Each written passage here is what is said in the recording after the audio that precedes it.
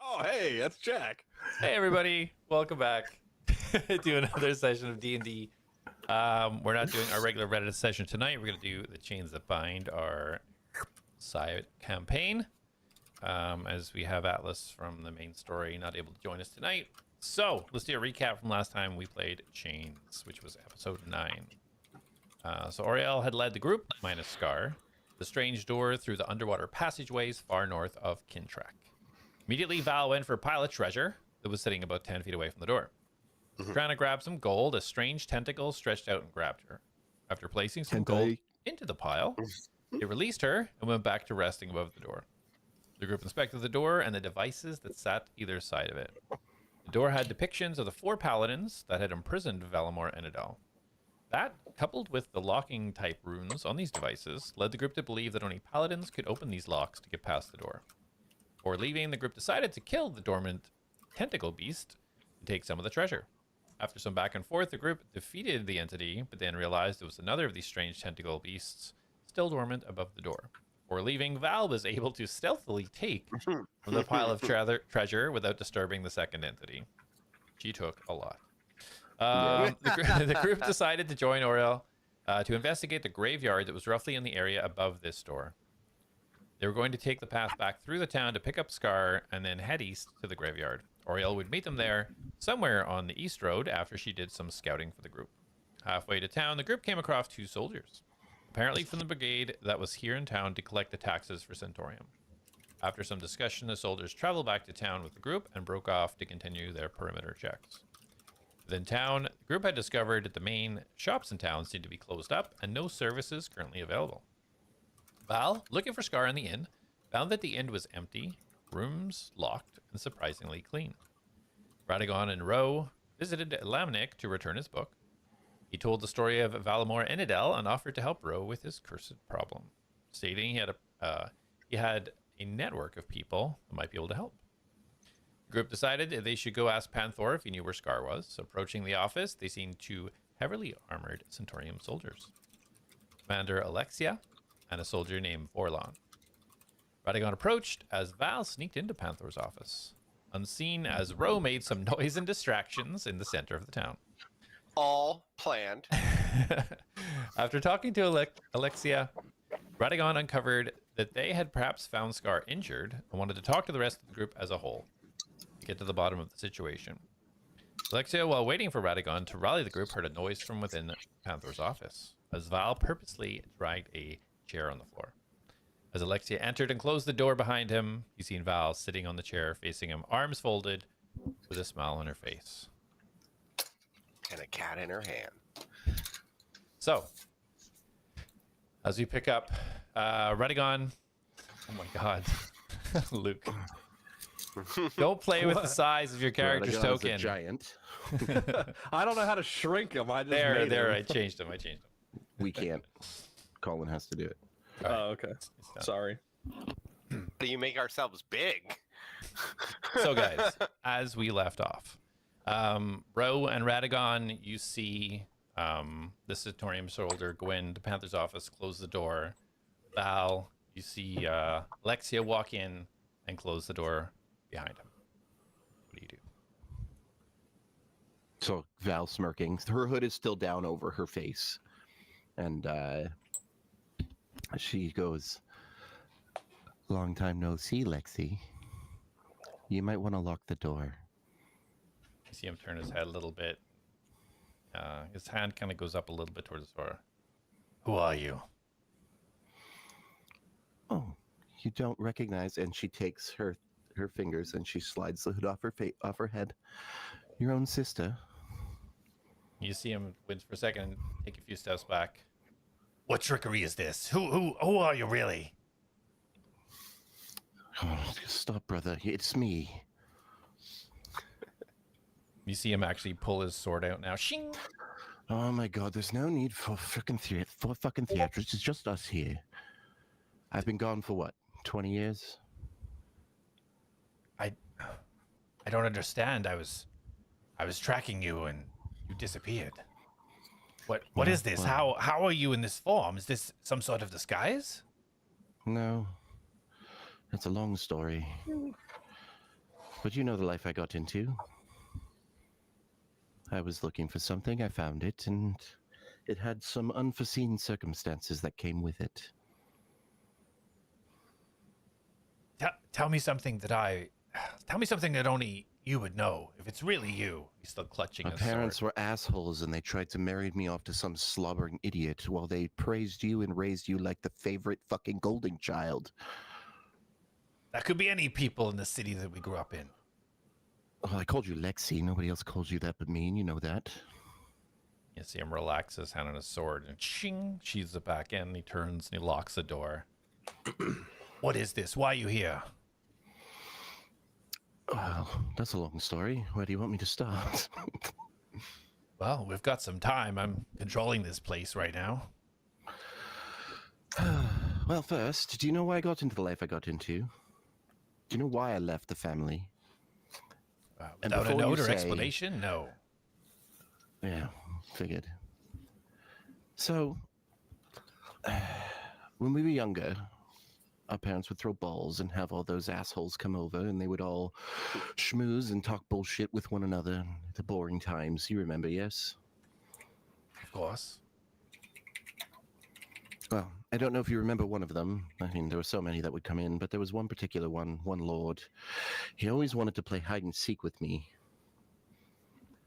One evening, he chased me into the cellar, and he said he wanted to play a game with me.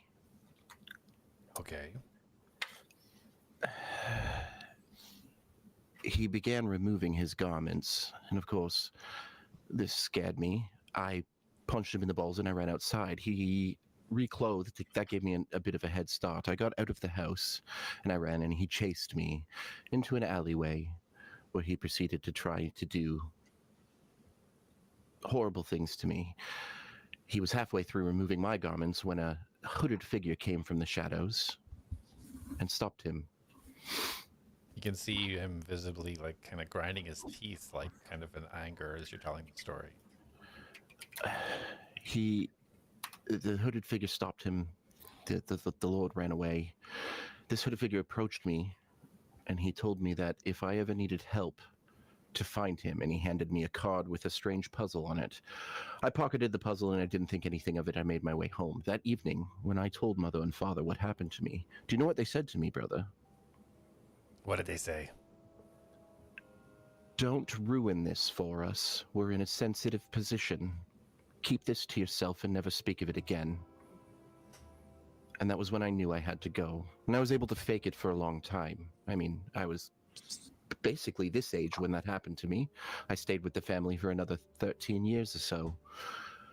I eventually found that order, solving their puzzles, and they trained me in their ways. Why did you never tell me of this? Why wait till now?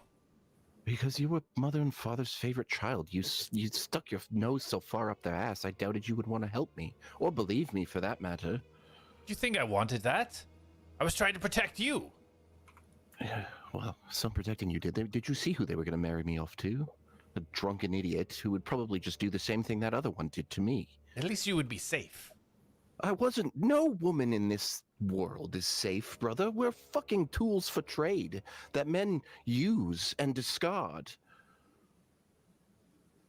Oh, how was I supposed to protect you as your big brother if I don't know what's going on? I thought I was doing the best that I could. Taking their attention, distracting them so that you could do as you wish. Please, you're my little brother. Don't. Just because you're bigger than me doesn't mean you're my big brother. Siblings are supposed to take care of each other, and I feel like I didn't have the opportunity. I tried to find you after you I left. don't blame you. I wouldn't be in here having this conversation with you if I was angry with you. But I don't believe in the system, nor the very hierarchy that you now serve and protect. And again, I don't blame you for it. But the entire empire, this entire system, the way it's run, it's corrupt. There is they use people as trade, and they shit on anyone that isn't born into it. Some of what you say is truth, and If you think I haven't seen this in my years of service, then you're sorely mistaken. I was going to ask if you understood what you were actually working for and protecting. I'm glad that you do see what you're doing. Now listen, brother, somebody ordered me to be kidnapped. I don't know who it was, but that's how I got here. The group that I am with currently, Scar. Do I recognize his armor as the guard that Scar was talking to previously? Yeah. Okay. So I saw, I mean, I didn't know it was you at the time, but I saw you speaking with Scar earlier, yes? Yes. He and one of the other gentlemen that is in my group rescued me from these kidnappers. I don't know where they were taking me, and I don't know who hired them or what they wanted. We were separated. Scar got stupidly drunk and passed out in the tavern, and Radagon and I went and looked into other means of things that we've been asked to look into in this town. That's a lot, and I'm sorry that you had to go through that. I didn't know. I know, but I didn't want to put that on you. You were already going through enough. I know that what they put on you wasn't any better than what they were putting on me. I want you to understand, I did look for you when you left. I know. For a few years. From town to town, village to village. That much is clear. But you just fell off. You just fell off the earth. I couldn't. The tales of where you were and what you were doing, it just disappeared, and now I can see possibly why that happened. Well, this is new. This is fairly recent. But I was part of the underworld. An order of rogues took me in and trained me. And honestly, there is more honor among them than I have found in most of the gentlemen amongst the high order or the royal bloods in this shit world we're in. You speak of the Caterva in Vagar, I assume. Yes, them.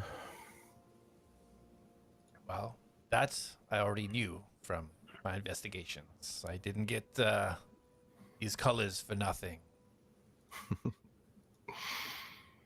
Well, you know, I was always told, once told by a wise man, if you don't like how things are, then put yourself in a position to change things. That's what I'm doing. how's that working for you, brother? Well, it's a slow process, but we are making changes. So will we. This group you speak of, what are their intentions? Well, that really depends. The order that there are different divisions, but the overall, I mean, they're not big fans of who you work for, that's for certain, but for the same reasons that I've already discussed. We don't... I'm not talking about the Caterva in Vagar. That I know very well. I talk about this group that you're with. Scar, he seems like a different person than from when I knew him, and these other two that you're with. What is the purpose of this ensemble? Well, currently, we had a commander, someone that kind of brought us together. Again, I was rescued and then brought into the group, but we were brought here, strangely enough, and I don't understand the motives yet, but I had to keep my mouth shut. And I ask that you keep everything that we have discussed between us. My group does not know anything about my past, and I would like to keep it that way. They think I'm a widow girl who doesn't really know much, although they do know that I am older, but they don't know anything else. Anyways, our mission in this town was to make the Centaurium look good and the Caterva in Vagar look bad. He tilts his head a little bit. Under whose orders was this? Do I know? You didn't. Yes. Well, yes, you've heard it named Magnus, but that's all you know. Okay. Well, we were working for a man named Francis who received his orders from someone named Magnus. Silverstrom? Do I know that? I don't think I heard his last name, right? No, I don't think it's mentioned to you. I'm not sure of his last name. Oh, wait, no, I do.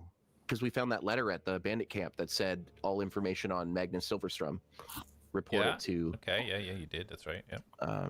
So, yeah, I can only assume that's his name. We did find a letter stating someone was looking for information on Magnus Silverstrom. Problem? There's more things going on in this world than I think you understand. Well, Probably. he stands apart from any of the, we'll say, established organizations in this world, and it's not a good thing. What is he after? What's his purpose? He's part of the trio. There are 3 individuals that Oh, this is new. have a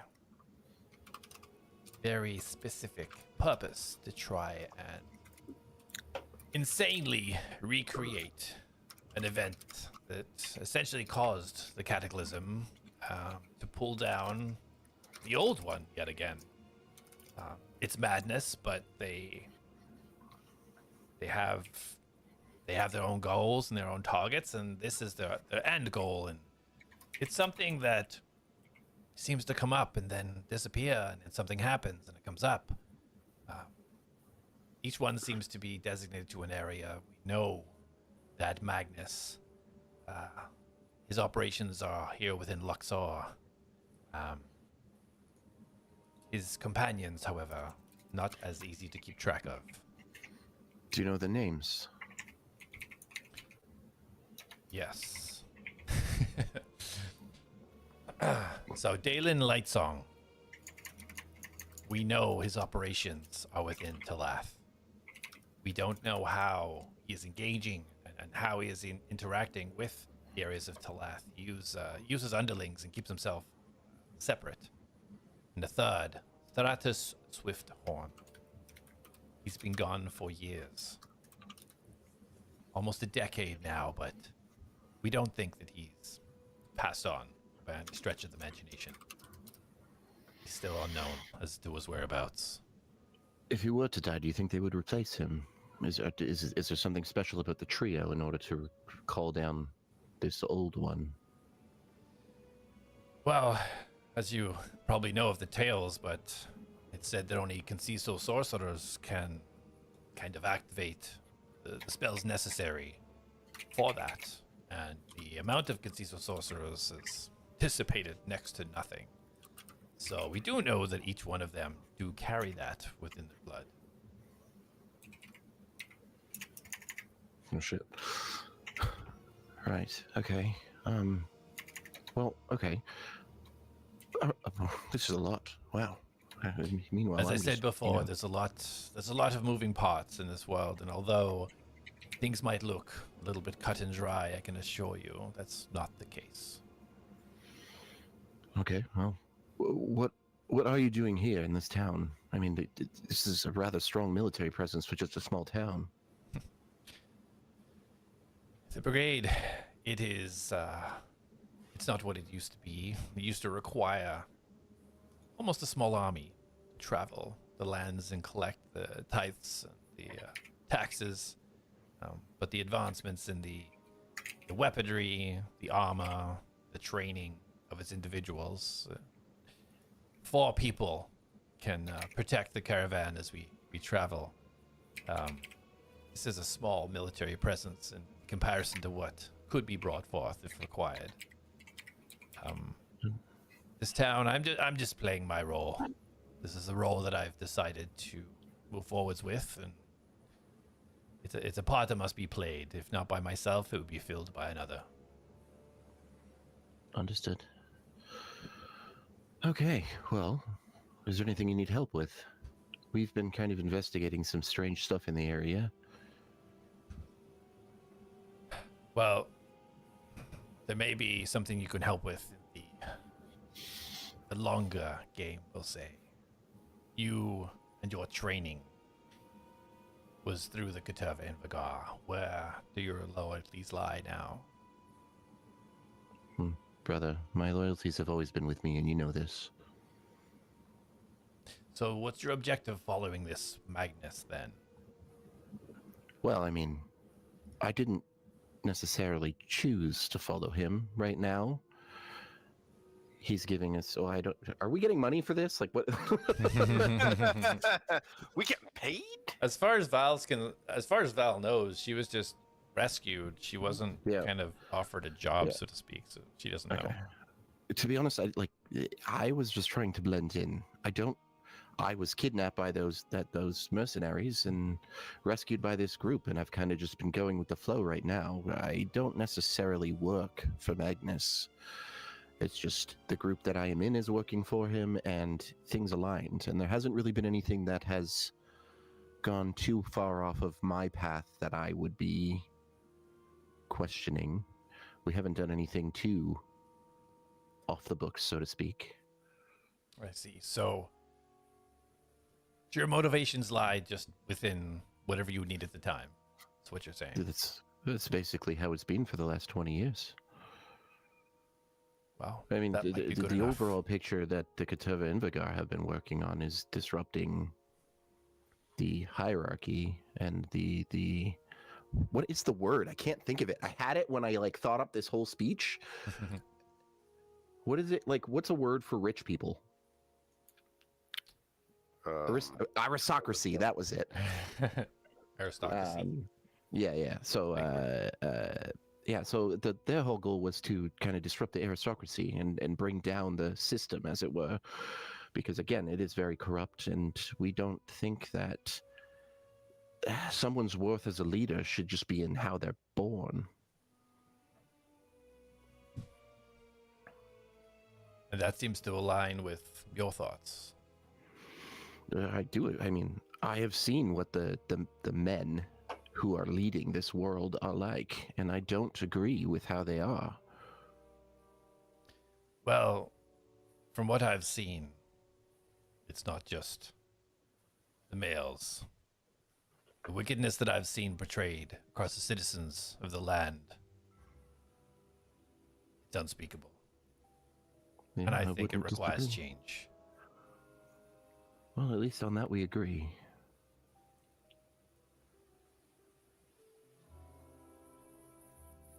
He kind of bows his head a little bit, kind of steps forward, kneels down, still kind of sitting on the chair, reaches out kind of like for your hand. She'll bump herself so she slides off the chair and walk up, and she smacks his hand out of the way and gives him a hug. He hugs you back. He reciprocates. You can feel him pull you tighter than is comfortable, but you can definitely feel the kind of almost the release in his breath, almost like there's a weight has come off his shoulders. And you can hear a weariness in her voice. She's like, I missed you, brother. And I missed you too. And she lets him go. So, where do we go from here? Well, first off, I think it is imperative that we keep your identity somewhat to the people that you trust. I think that's Agreed. important. And this happening with making the Keteva Invagar not look so good. We need to get to the bottom of this. There has to be something at play. There has to be a bigger reason for this. This town is almost nothing. It provides a special flower, a special wine that only can be grown here because of the fey flowers that are here. This town is nothing. I don't understand why somebody of the power of Magnus would be bothering with somewhere like this. So there's something bigger at play. Do you think there's any way you could find that out? Do you have contact with Magnus? No. The only reason I know of his name is because I heard of Francis had mentioned his name, and then I found a letter that had indicated they were looking for a Magnus Silverstrom, or any information on him. I don't know much more. I can try to find out more, but anything that I have asked about him, even Francis doesn't know much about him. He, I guess, is very closed off. So guys, while this conversation's been happening for a few minutes, are you guys doing anything outside? You basically, if you recall, Ro, you were heading over. Radagon and the other soldier had kind of stopped just north of the house whenever Alexa had yelled out to stay out here and he'll be right back. You guys doing anything or just waiting with the guard? Just waiting with the guard. Radagon would probably be talking his ear off, but for sake of interesting story, I don't want to go off on a tangent. Just give me a topic. What would you be rattling off to the guard, just so I know? What a fine day, and I love the presents your military has been giving this town. Very necessary, and I know the people appreciate it.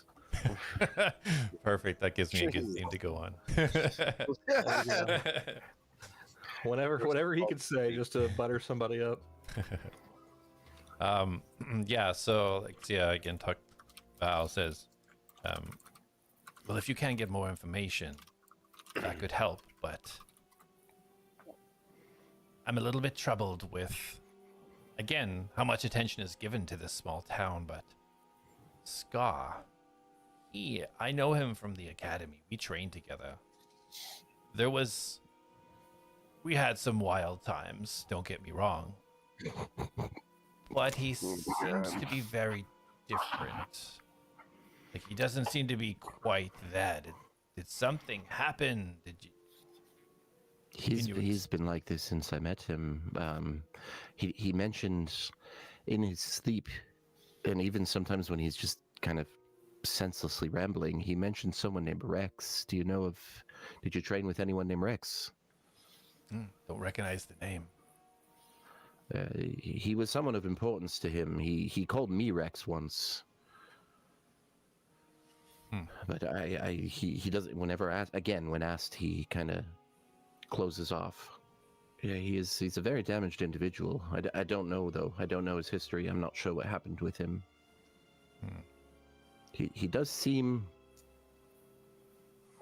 I mean, he's not very bright. That's for certain. Very good at fighting. He's definitely good in a pinch, but he doesn't seem like a bad person. He just seems like he really likes to fight, and he's quite good at it. He did always have a bit of a mean streak, but not necessarily a bad person. I feel it's something grave has happened to him. But I'm not sure. I can try to find out. He does seem to confide in me more than, well, the little man that just joined us. He's fairly new. We met him while we were out on a mission. He hasn't met Scar yet, but he doesn't really like Radagon. And I mean, I didn't like him either, but that was because of he kind of comes off as an aristocratic individual, and well, we know how I feel about them. That's understandable. Scott, I have a question for you. The people that you're with, do you trust them? Would any of them hurt Scar?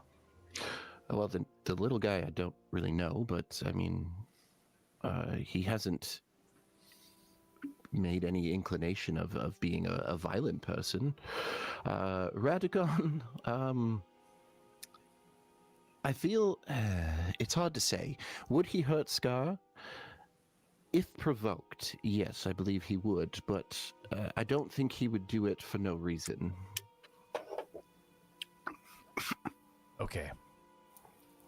So, the reason for my ask is one of my soldiers went to the inn and they heard a ruckus upstairs, and as they charged up, they startled someone off in the room, the first room to the right up the stairs. There was blood everywhere leading up there, and there was blood on the ground, and as this person, as he described it, just seeing the back of him as he jumped out the rear window,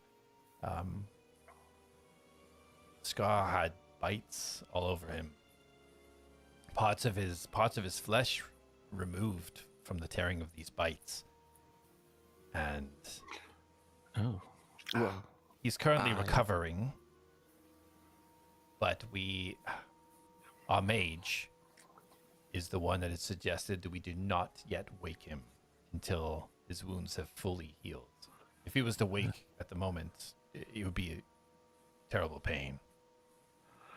Well, I mean, Radagon, he's got a knack for biting people, but he's been at my side this whole time. I know that he has not done anything to Scar. And again, he's not a violent person. As annoying as he can be, he's been a very good ally. I've come to trust him to a degree. And in our group, actually, I think that I am fondest of him. Very well. If you trust him, then so do I. We need to look elsewhere. Just keep that trust at arm's length. I don't really know what his true motives are yet. He seems to like to gather information on people. So, again, I don't know what his motives are, but I don't find him nefarious in any way. It's good to have somebody intelligent on your team. Indeed. Now, to keep appearances up, you're going to have to drag me out of here as if you caught me breaking in, since I did. But state that I cleared our situation, providing you believe what I said. I have no reason to lie to you after all. But you will probably want to bring me out of here either in handcuffs or dragging me by the back of the neck or something. Perhaps, or perhaps you just want to hide here until it's free to leave. Last questions. I can do that as well, but then how are you going to say that you believe our team all of a sudden? Well, I'll take care of that part. Don't you worry. Very well, brother. It was good to see you. And you, Val. I am going to use one of my things to connect with him. 7 hours. By the way, and then her mouth stops moving. I have a neat little trick since I found that little artifact. This connection, providing you don't terminate it, will last about 7 hours, and we can communicate this way. All you need to do is think, and I can hear you. And he smiles and he says, someone in our organization can do the very same. Quite a useful trick. Interesting. I didn't know there were others. Well, I did know there was one other, but, I'll leave it at what I said. Okay. All right. I will go hide. You return out there, and I will make my way out of this room stealthy and quietly. Just give me 5 minutes. Okay. And he comes over and he gives you a big hug. I'll hug him back. He steps back and kind of just nods, does like a little bow. She curtsies. All right. So he waits for you to slide under the bed and then heads out into the city area. So Ro and Radagon, you see now the door open to Panther's, and Alexa come out and just close the door behind him. Fallen, we have to go. Panther left us a message. Oh! Sorry, wasn't Panther the one we're coming to, Radagon? Yeah? Yeah, So- we were here to see Panther. Oh, we were here to see Panther too. He's not there. He left us a message. Go about your business, little man.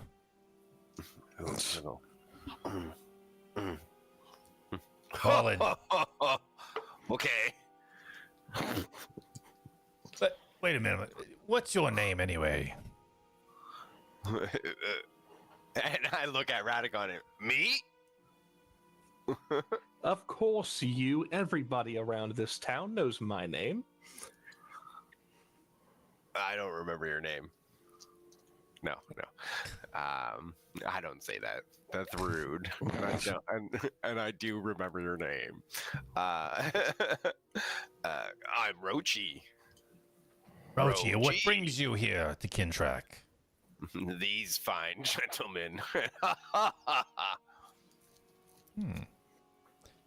You're Yeah, with not bad. gentlemen. Well, we're looking for Scar. Oh, what do you want, Yeah, Scar? I'm not a gentleman. Yeah, gentleman +1. You came here for these people. For how did you know about this group? I'm curious. Well, I'm sent by Magnus. Magnus has led me here. You know Magnus Silverstrom. Indirectly. Not directly. And you see the soldier Vorlan that's standing behind Alexia right now step forward a little bit and kind of just place his hand on his sword. You see Alexia kind of just raise a finger. And Rochi gets a little bit closer to you. Just whispers in your ear. I wouldn't be throwing that name around so easily, Rochi. He leans back out. Wait, who said that? Forgive him. He's new to the group. Alexia leaned in and said it in okay. Rochi's ear.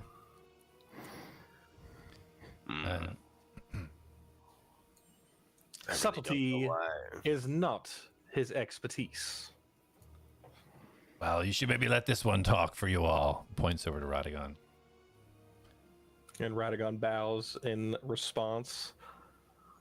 But I will say we were selected for a reason. So, though subtlety and brain he lack, I hope he makes up for it elsewhere. Well, he might make up for it in eating all of your food. You must burn a lot of calories. I do. Now, you said Panther has a message for you and a task at hand. I do hope he is okay. We must seek out our friend Scar. Well, I assume he went to the fields to check on the supply that's supposed to be brought to the caravan for us to leave. And I presume if we were to go seek out Mr. Panther, we would not be following you and making you uncomfortable, would we? Oh, I'm not going there. He can take care of that. I'm going back to the caravan for now. Perfect. Thank you for your time.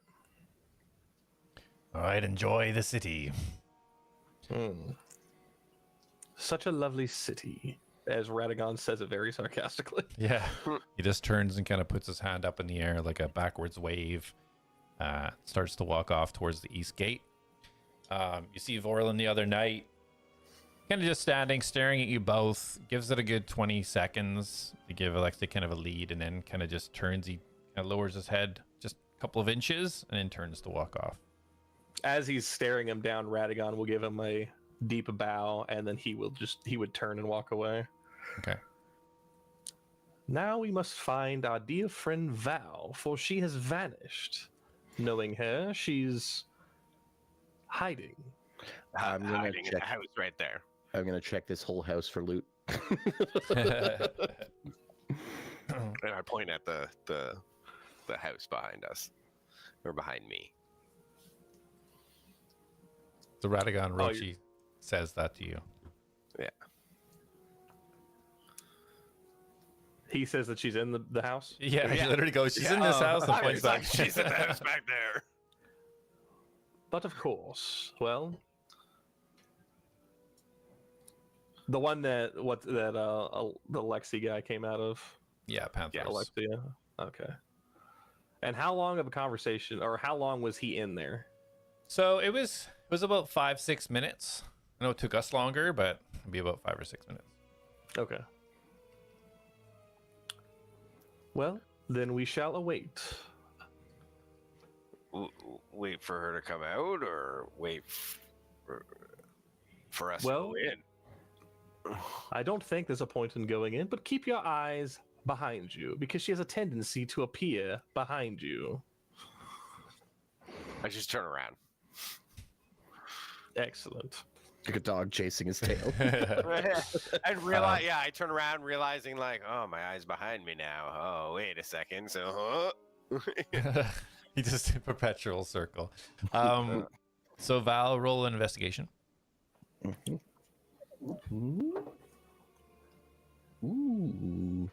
Ooh. What's my investigation? That's a 15. 15. So you scout the room, just kind of rubbing your hands together, getting ready for all the loot. You pull out the desk drawers, and as you're under the bed, kind of looking around, there is nothing in the drawers. There is no clothes. There is no paper, pens, quill. This place has been emptied. He fired. Be fine. Brother, what happened to Panther? I'm not sure, as he wasn't there. We were going to talk to him about the pickup of everything and the taxes and the tithes he has not yet supplied. Why do you ask? Well, you know, my nature and all. I decided to check this room, and it's completely cleaned out. There's no clothing, no pens, no pencils, no parchment. It's as if he's moved out. Ah, what a piece of shit. Agreed. I'll see what I can find out and report back to you. By the way, there is a mile limit on this communication, so once you're farther than a mile away, we won't be able to talk. Very well. Our caravan is south of the town by the lake. Roger that. Should be within a I will mile, I report- think. I'll report in if I find anything out. And I am just going to go and walk out the front door. Very well. Be safe. You too, brother. Hello. I stopped spinning. Am I behind him? Hold on. I know the perfect thing for this. It rolls the dice. Constitution saving throw. I rolled.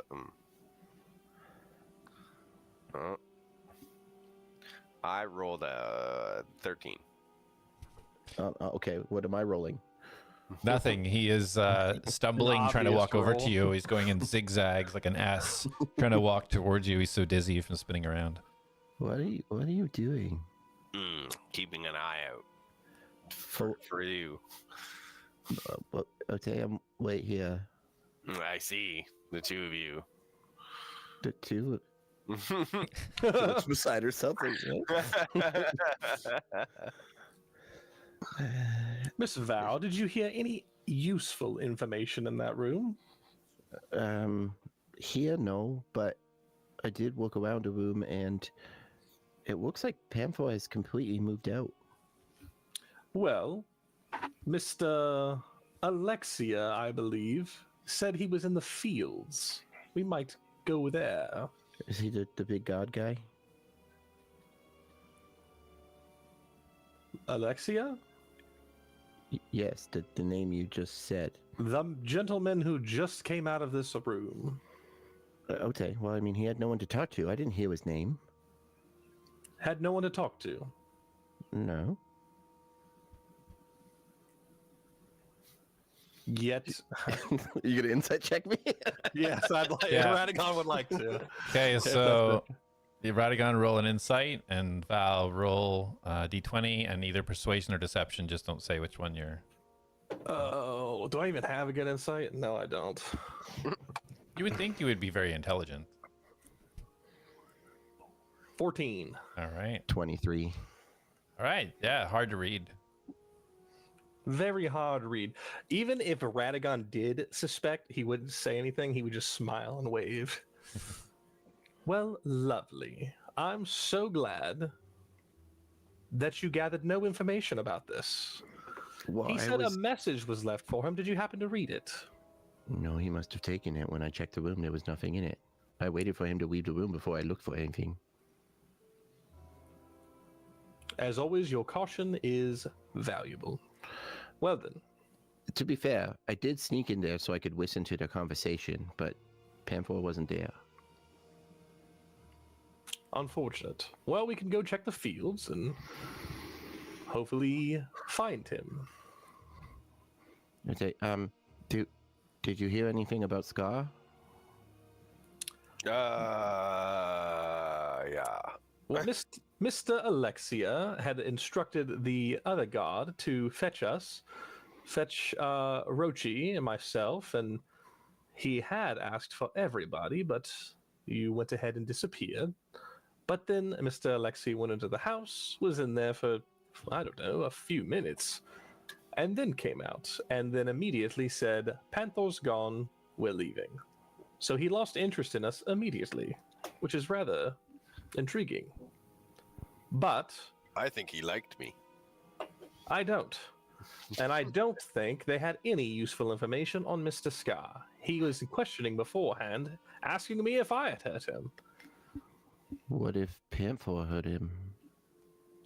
If I were to put Mr. Panther and Mr. Scar in a 1v1 scenario, I'd put my money on Mr. Scar. I would even put it in a scenario if you walked in on him sleeping. Yes, but remember, he was really drunk too. Well, maybe I should have killed him then. Are you trying to kill him? No, but the day he tries to kill me is self-defense, yada yada yada. Make sure I survive. That's what I said.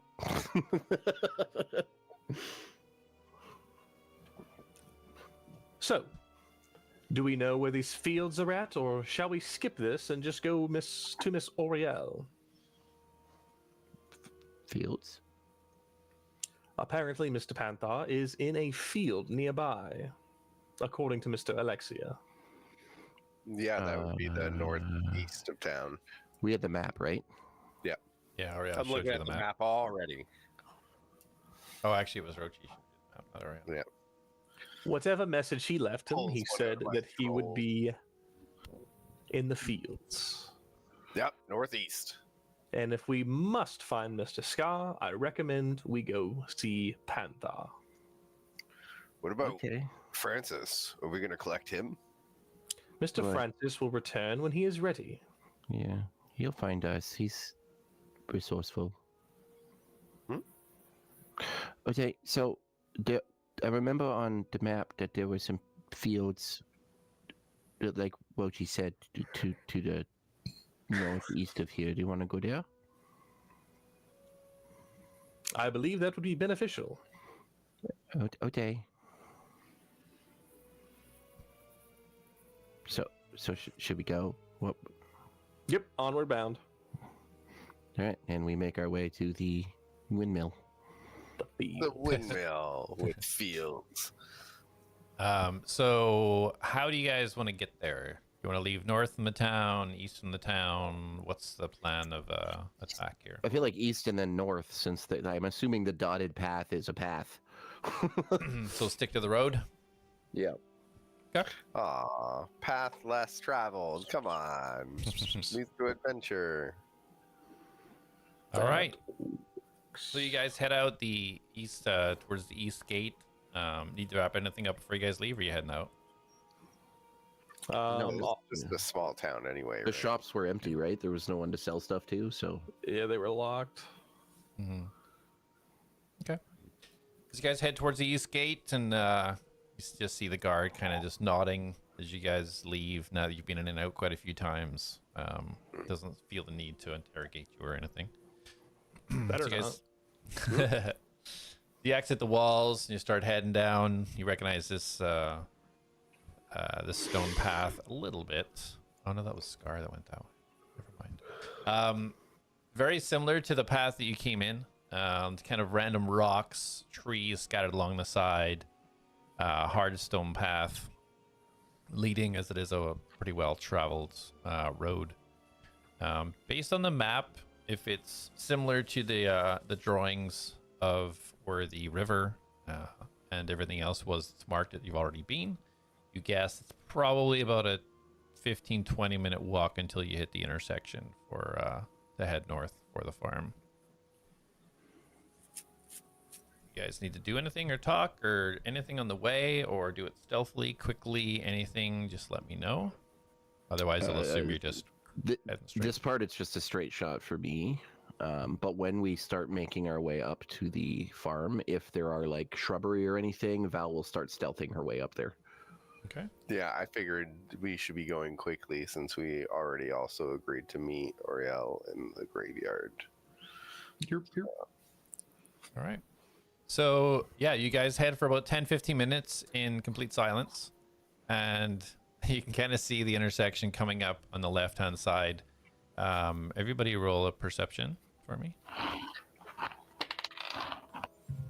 Nice. 21. Okay. 11. 11. 16. 16. All right. So as you guys kind of turn the corner, Val, as you kind of like start to move into the trees and the bushes to start and try and get some cover and be a little bit more cautious now, you find a torn piece of leather with blood kind of splattered on it. It seems to be caught on one of the trees. Okay, do I recognize it? Roll an investigation. Oh, not good. 4. You don't. Okay. I will come out of the bushes and go back to the party and just be like, guys, I found this weather. Did you pick it off the tree, or are you leaving it where Yep. it is? Oh, Okay. I took it off and took it to them. Okay. Can I try to identify what type of leather this would come from? Like a piece of clothing, top, bottom, Yeah, for armor sure. type. Oh.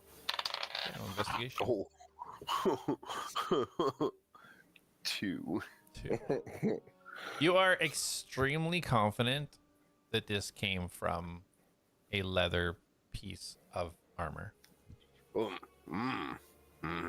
or lean possibly a into it piece and of look- clothes, or a Okay, belt, Okay. or a pauldron, or a chest piece, or some Or pants, saddle. or a shoe. Okay.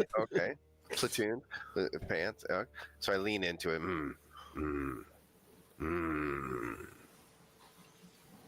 It's leather. Yeah. That's what I said. I think when he takes his time to grunt 14 times, he doesn't know. So when he laughs, he doesn't know. When he grunts, he doesn't know. What do you do when you do know? We are catching on to him quite quickly. And I throw my head back laughing. So he doesn't know what he does when he knows. This is okay. There's a lot of things I like to give people the benefit of the doubt for. Combat prowess, intelligence. He's yet to show either.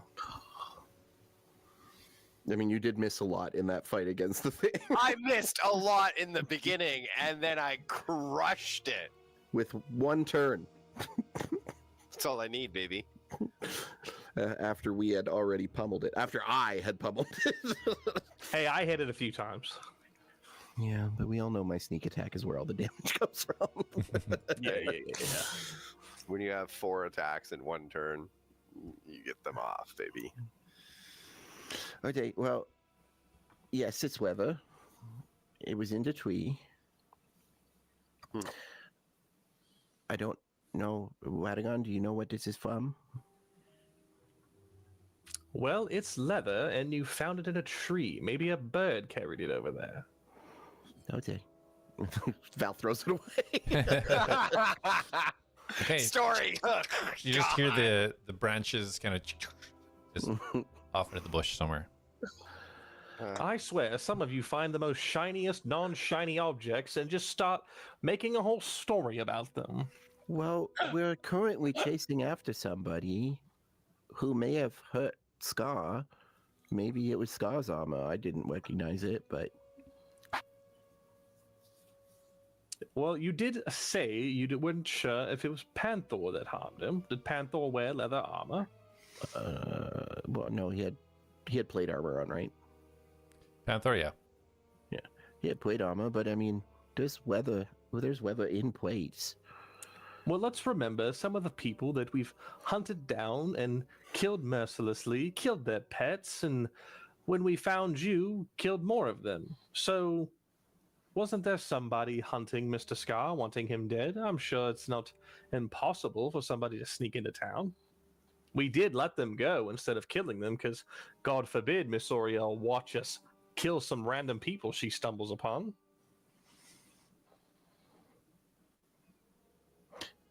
This sounds a little personal for you. I'm gonna keep going to the fields, and I'm gonna go hide in the bushes and make my way back up to the fields. You're like, bro, what? Yeah, like I don't know why you're so mad about this shit. Yeah, so Val, you scamper off into the bushes. Are you guys just sticking to the main? It's a main kind of stone path walking up, or are you guys trying to stealth in the bushes as well? What's the plan? Radagon is walking straight down the path. Okay. Everybody can know he's right there. down the path. And I'll just keep pace with them best I can, Okay. hiding and Naruto running through the trees. Sounds good. Roll a stealth for me, Val. Dirty 20. Oh no, sorry, 17. I thought my stealth was 10, but it's 7. Loser. All right. All right. So as you guys continue, it takes about another 15-20 minutes. You guys continue down. Who's kind of like leading the way or checking things, watching for things as you guys are going? I will be watching for things from the bush, but I'm not leading the way by any means. I would say Radagon's in the front, and he is obviously paying attention enough that if he sees something, he'll react to it. But Okay. for the most part, he's just chilling. All right. So Radagon, go ahead and roll a perception. Oh, lovely. The thing I'm really good at. This is going to be great because I myself would like to be paying attention to the map as we're walking up to the location. you just see Rose got the map like Oh, 3 yeah, inches just from his like, face, like just Yeah. Yeah, this is the way. tripping over all 10. kinds of rocks. A 10? Okay. Yep. It's a beautiful day. The sun is shining. Only a few clouds scattered in the sky. You can hear some birds chirping. Chirp, chirp, chirp. Perfect. All right. So after about 15 minutes or so, you guys start to see the road kind of come to an end. You see some structures. It's about like maybe 200 feet continuing north from where you are, but you start to see a structure kind of on the left-hand side and some sort of field to the right of it where the trees have kind of started to fade away and open out. You guys continue up. Okay. Yes. Up the Val, path we go. You're still Yeah. stealthing, or are you coming out? Still stealthing out? If I've run out of stuff to stealth in, then yes, I will come out. Otherwise, I will continue hiding. No worries. Yeah, so basically on the left-hand side of this kind of road you're going up, the left-hand side of it still has kind of dense forest lined in it. And you can kind of see it kind of goes into almost hills beyond that as well. But to the right-hand side, that's where it kind of starts to fade out. Okay. So you kind I of will- keep yourself as hidden as you can then leading up. Yep. Okay, perfect. So Radagon and Ro, as you guys move forward, you kind of can keep an eye roughly. You don't see her necessarily, but you can kind of gauge roughly where Val is keeping pace with you guys over to your left-hand side. But as you come forwards closer to the structure, and you get closer now, you can see a sort of a really shoddy, small fence, wooden fence that goes way to the right. Pretty long, like about 150, 200 yards to the right. Looks like almost sticks in the ground with held together by little sticks going that way. Pretty shoddy. But the structure building on the left-hand side, sort of solid wood. It looks like it's made really well. Pretty much like one of the buildings from the town you just came from. And then you can see almost like a stone building that's sitting in behind that, just sticking out a little bit further. And you can see it looks like two soldiers, possibly. One a little bit closer to you guys and one a little bit further up to the north. Probably about 70 feet away from you. He hasn't noticed you guys yet. Perfect. Radagon's gonna walk right up to the first one. Alrighty. Let me give you guys a visual so you can see what I'm talking about. So kind. Do my best.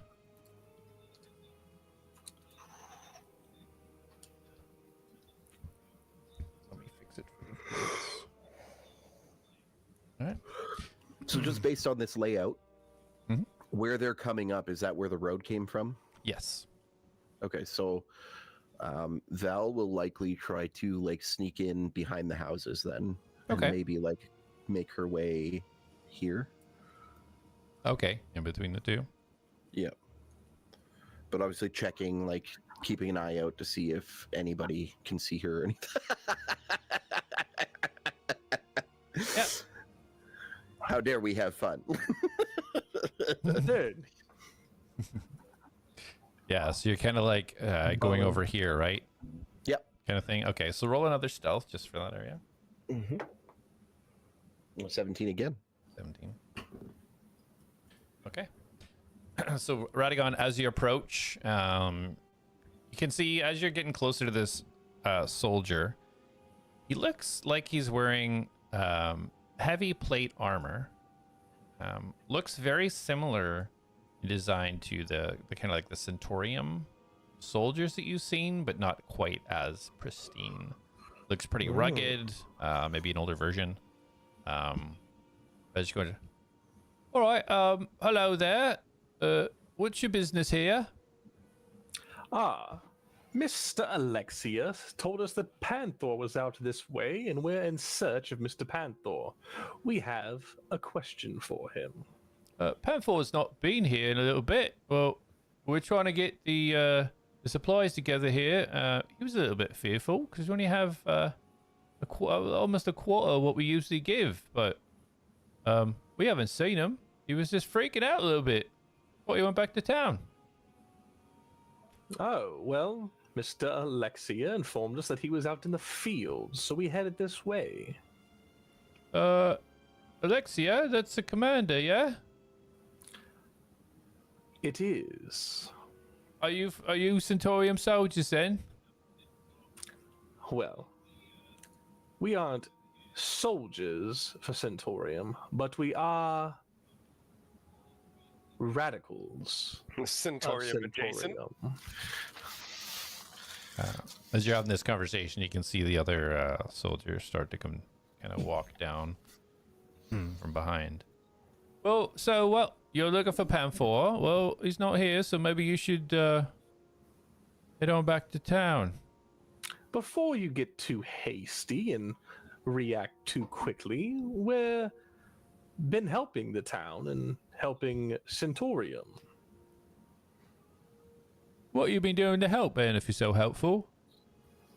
Oh, you didn't hear about the slaying of the sirens and the wolves at the bandit camp? Have you been out here this entire time? Yeah, me and Jack, it's our stations here, eh, Jack? What you doing over there? Leave him alone. We're watching here. Don't talk to other people, strangers. Joe, you fucking idiot.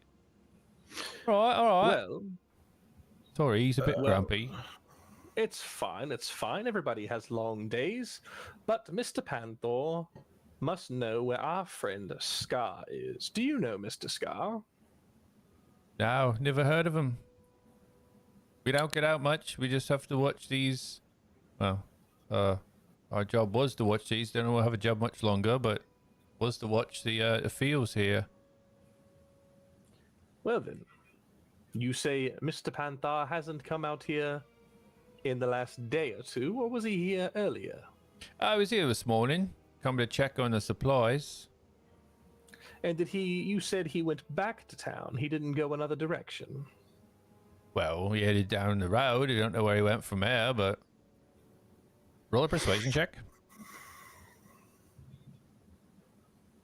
Can I hear this? Yeah, you can definitely hear from there. These guys are not quiet. Do 24. they seem like they're telling the truth? Okay, 24. You can roll an insight, Val.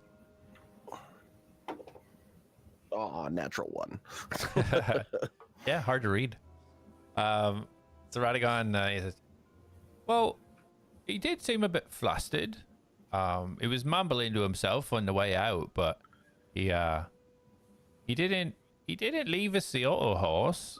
He's supposed to leave the horse here for us to load up the carriage here and bring it back, and he rode off on that. So I'm not sure if he went back to town or not, but wherever he's going, he's getting there quickly.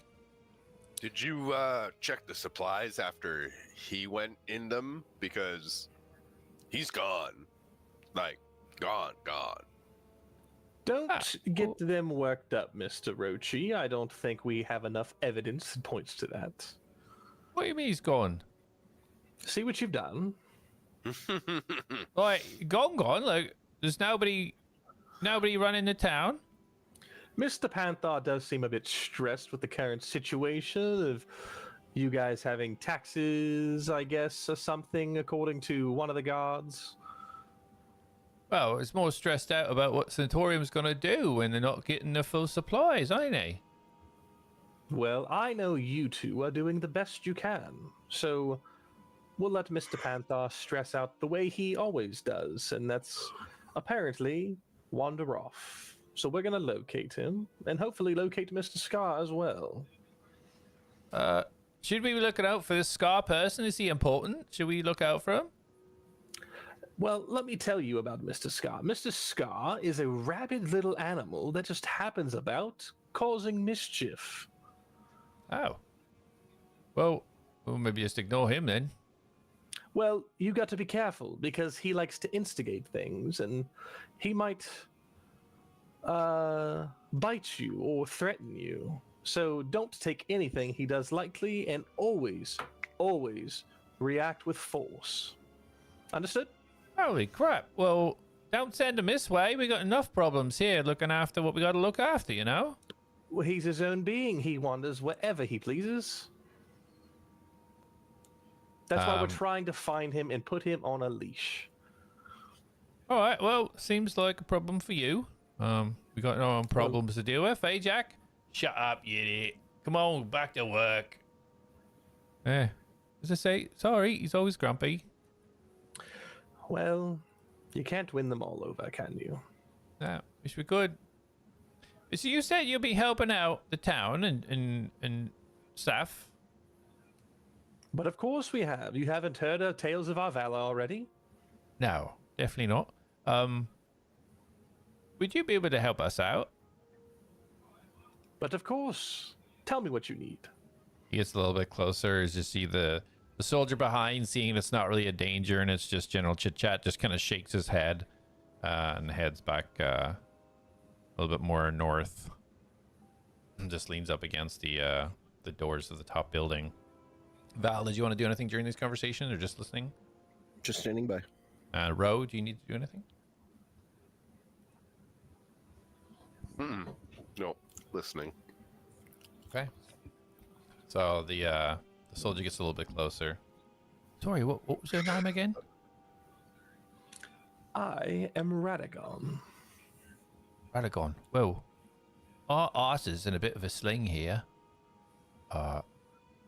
The flowers here, you see these flowers? And he points over at these like shining blue and yellow flowers that seem to be kind of like evenly planted across the field. There's only there's not a lot of them. You could maybe about like 10 or 12 of them. Mm-hmm. You know what these are? Are those the flowers you're so famous for here? These are special fey flowers. And so it helps things regenerate and grow. And the vines that you see here, what's left of them, and you look over and you can see there's rows of kind of cultivated vines, but some of it are just completely wrecked, taken, destroyed. Well, this is a special grapes that make the wine that we send to Centaurium. And we think it was goblins, but we only seen 2. And came and take some of the flowers and the vines. But we couldn't. We went to go catch them to look. We couldn't see where they went. And if we can't get them back, we'll probably be a bit of trouble. These are extremely rare. So you would like to have us go retrieve these? Well, if you're doing all this work for Centaurium, this really is for Centaurium, so you'd kind of be doing what you're doing anyway, just in that direction. And he points. Would you say that there is an encampment of these potential goblins?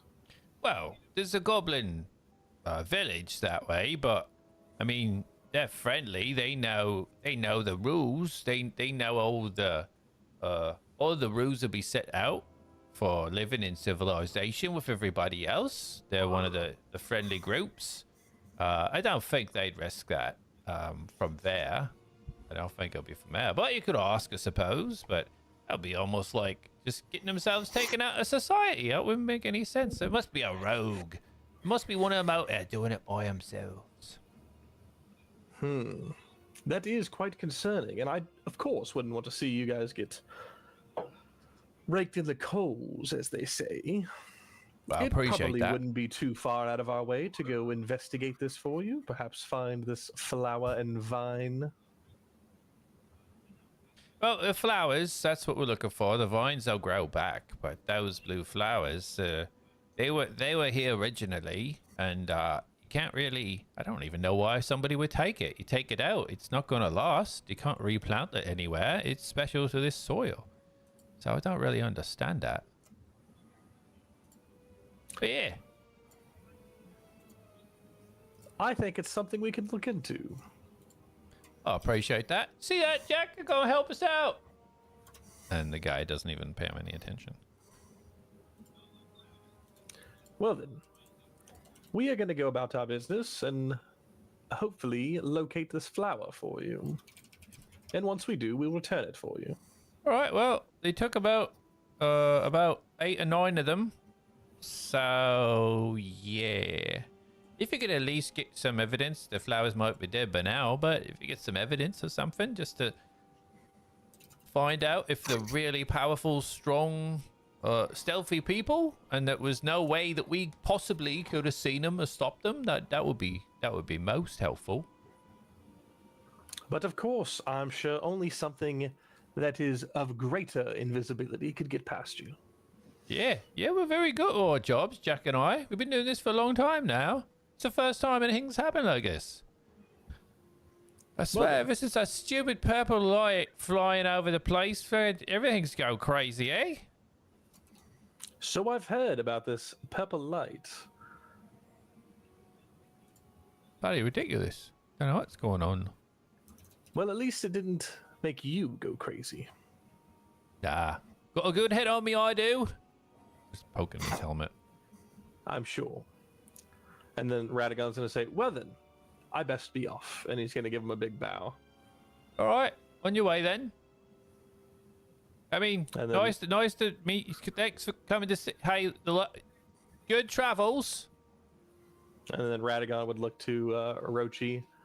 Why don't we head out to this goblin camp? He says it quite loudly so the guy can hear him. All right, well, be safe. You're going to Goblin Camp, and be very delicate about who you're talking to. You don't want to start a big ruckus. Just be careful.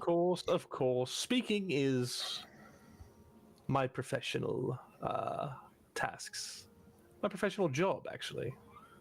Oh, you do it very well, must say. I like to think of myself as a little bit of a linguist, too. Well, I must say you did charm me during the conversation. Oh, well, thank you very much. And he does like a little cutsy. And Radagon turns and gives himself an eye roll as he walks off. And then Radagon, I don't know if Radagon would know this, but he's going to thank to Val. Time to go. Val hears nothing because she connected. As he walks off. I don't know if he knows it was disconnected. No, he wouldn't. He's probably been talking this whole time like, Miss Val, are you coming? Yeah. I'm gonna make my way back through the alley and then back of the houses back into the forest. Okay, Ro, what are you up to?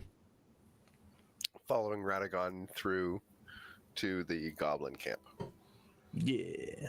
So you guys are heading south back the way you came, or are you heading like through the fields? What exactly are you going? Well, it might not be a bad idea to see if we can find footprints. That's fair, yeah. All right, so where do you want to go?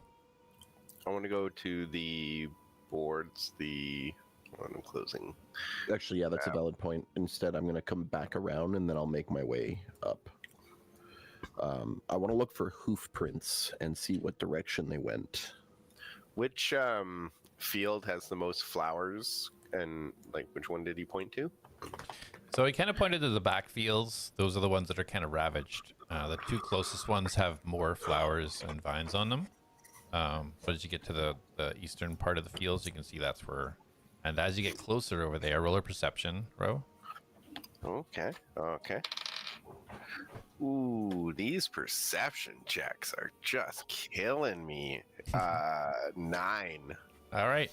So you head over. Yeah, you can see it's been pretty ravaged. You see a fence has been broken in a couple of places to the east. That's pretty much it. I would like to investigate. Yeah, you get hands down on your hands and knees and get your face real close to the ground. Start looking around. Roll an investigation. Oh, that's better. 11. Okay. Yeah, you can see where the flowers were pulled out. It looks like they're almost evenly spaced around these areas. Other than that, you don't really see any footprints or hoof prints or anything, though. Okay. Radagon and Val, what are you guys up to? So I'm looking for hoof prints here, like at the entrance, to see. So Radagon would be briefly checking for footprints of any sort. okay. What specific area do you want to check, Radagon? Where he believes the least amount of flowers are at. Because if they stole that many, Okay. he would be checking that area. All right, sounds good. Okay, so Radagon and Val both roll survival checks, checking for footprints. Nat 20, baby! Nice. Ooh. What's my survival? And do I even have a survival? Okay, no. 12. Kuzan, Oh. relax. So Val, you do see before it gets onto the kind of like the hard road, you do see these massive hoof prints, very deep, very large. You see some kind of leading in and then stopping, and you see like the turn and leading away again. Very fresh, couple of hours. And Radagon, you rolled natural 20. Mm-hmm. All right.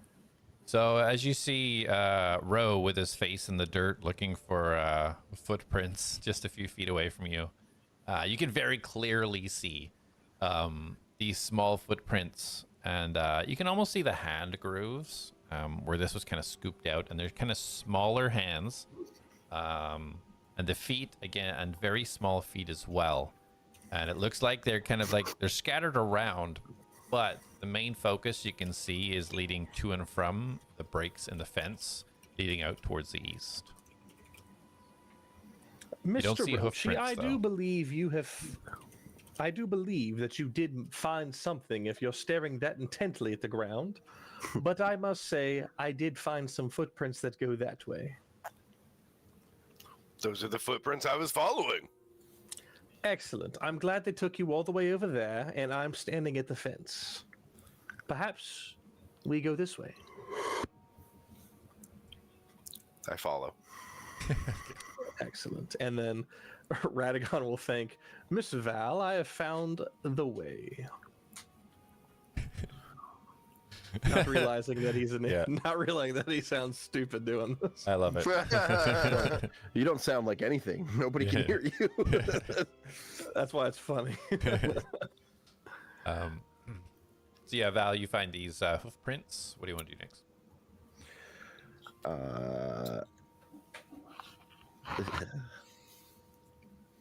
So are you guys heading out into the east? Radagon is ready to head east. So he's probably started walking, being that he thought he communicated to you. So I assume Radagon, you're probably seeing walking that way. Rochi, are you following? Yeah. Okay, so you yeah, would see them both start to move. Val would look at them, and seeing Yeah. that they're moving, she will head over to them. Okay. Out of So- curiosity, does the guard say anything to me? literally just saying it. As you start walking over towards the fields. All right, excuse me, what you doing here, little girl? Just my uncle over there. Your I uncle? wave. Oh, that's kind of funny. You're the same height as your uncle. That's weird. Yeah. Just don't step on the vines there, please. Go around. Okay. And I will go up and then across. All right. You see Rochi walking right through. Yeah. Just stomping away. Game off the stew vines! Oh, man! And you see me like stumbling, trying to get off of them, but I'm just crushing them even worse. Generally sorry. So, did you say generally sorry or genuinely sorry? Genuinely. You totally said generally, didn't Yeah. you? It's hard saying that, okay, with that throaty accent. How do you think I feel saying it with a freaking child's voice? Oh man, you make me Genuinely? laugh. Every fucking word you say makes me laugh. Clever. Oh, dude, twee. Twee. Oh my god, I love it. All right. So you guys are heading out west, exiting where the fences are all broken out, heading kind of towards. This is where the forest starts to build back up again. This clearing where these kind of farms are, is like it's just a beautiful natural clearing, but it just seems it's almost like a wall of trees, where it just starts up again. So you guys heading straight into the trees? Yeah, but I want to do like I'm not going to go through. I want to like do like some acrobatics over the fence. Okay. Yeah. So as you come up to the fence, so roll an acrobatics. 23. 23. All right. So you guys see Val as she kind of walks up to the fence. She goes to the part that is not broken, and she does a front flip, and it lands on 2 feet and runs unnecessarily along the top, and then flips on down on the other side. And you don't even hear her land. Ah, yes. That was very practical. And then she Don't does an anime mind. pose. Don't mind the hole in the fence that we could have also utilized. I would like to jump over it with a. I'm gonna do some acrobatic stuff as well. Yeah. Okay, hold on. Oh, and what is that? Dexterity. Yes. So, well, hold on. She'd have an actual acrobatics. Just a pure acrobatics. It's just acrobatics. There's an actual thing for it. Yeah. Yeah, I know. It's 23. 23. So Hey, yeah, you rolled the same as me. as Rochi, as you watch Val do this, you're like, I got this, and you kind of run over and you overestimate the height you need to jump, and you guys see Rochi go about 10 feet higher than the fence itself, and perfectly land on a branch that is like dangling right above it. I also strike a pose. And then gingerly just floats Slides himself down there. the branch. Yeah, slide style. As Radagon just walks through the fence. Very impressed by Val. Very not care about Rochi. I actually picture Radagon walking to the fence and then just walking up it and then over it and down and then across. I should have done Like that. completely horizontal too. Yeah. All right, so you guys start heading off into the forest.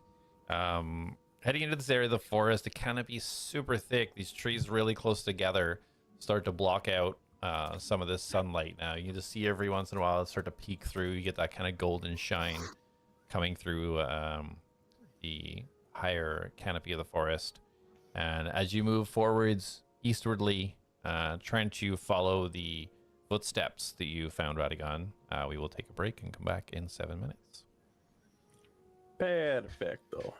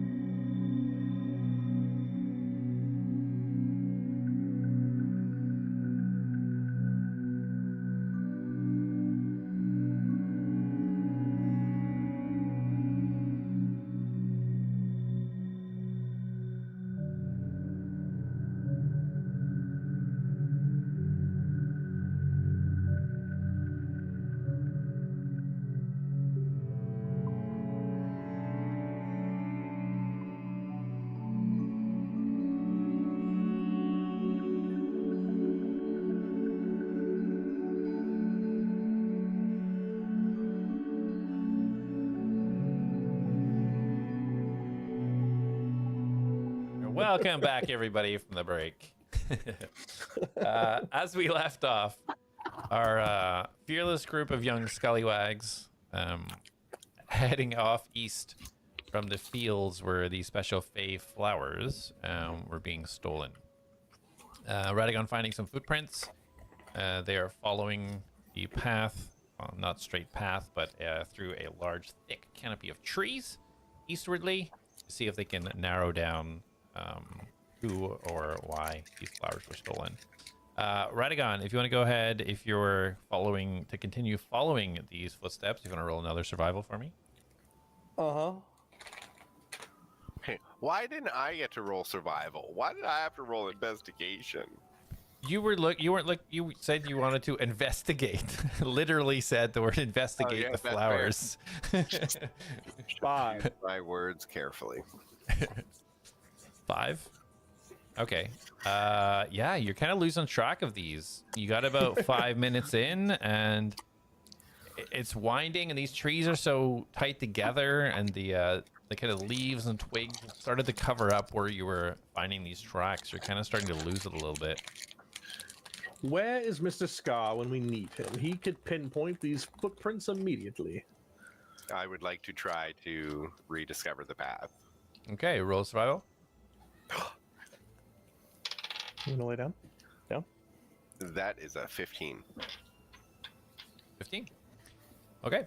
So kind of keeping an eye on Radagon as to where he was watching. And when you start to see him kind of squint a little bit and kind of lose it, you're able to kind of pick up a path that he lost.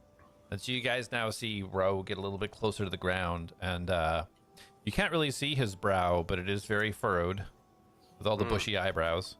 So furrowed. Following the path more eastwardly. Eastwardly?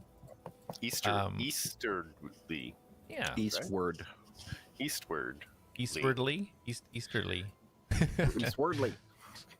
So Easter timely. Eastward. I like bunnies.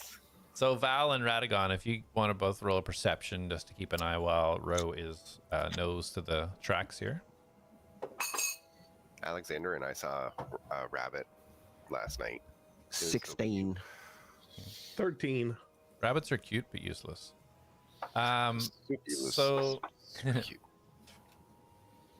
Val, through a little break in the trees, as you guys, as I say, this is a thick canopy. There's just every now and again you're seeing a breakthrough. Could have sworn you've seen a giant bird. Far in the distance, but in the sky. And as you're moving forwards, you hear to your left. On your left. You hear a rustle. Like Russell Brand or like Russell Peters or Right, everyone, welcome back to the podcast. No. The rustle within the bushes, you hear leaves kind of like just crinkling almost. That was actually a really good impression of him.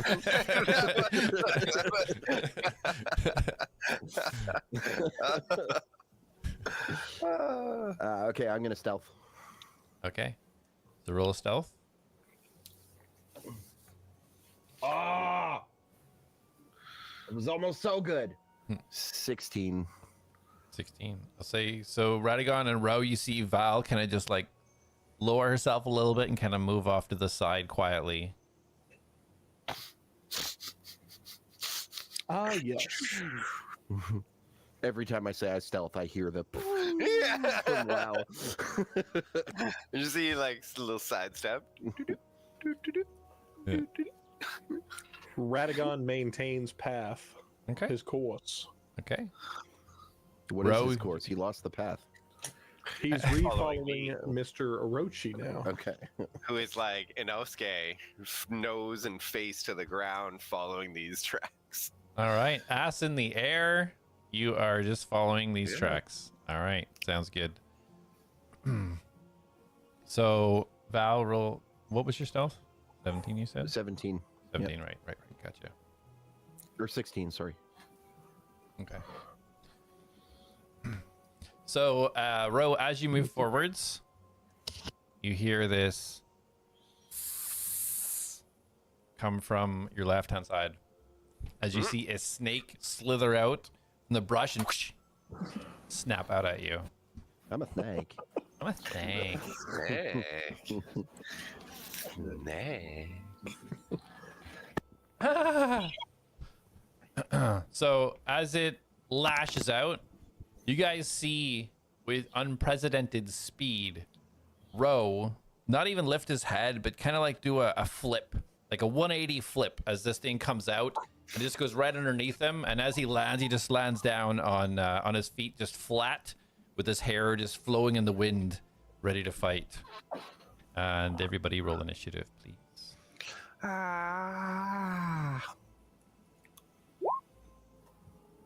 Whip, whip. 15. Oh, I didn't have myself clicked. Oh, can you put the initiative thing up? Yeah. Okay, good. It's there. Awesome. Let me roll. Oh, yeah, that's a good one.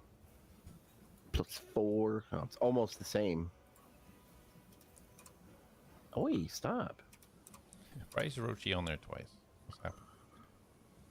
I only see me once. I only see him once as well. Okay, I let me only see him once. flick in and out of the map sometimes. The other one's a snake. Maybe it's because I did roll, but I didn't have myself clicked. Did you go away or are you still there? He- Oh no, Okay. I'm gone now. He gone. You obliterated me from the initiative.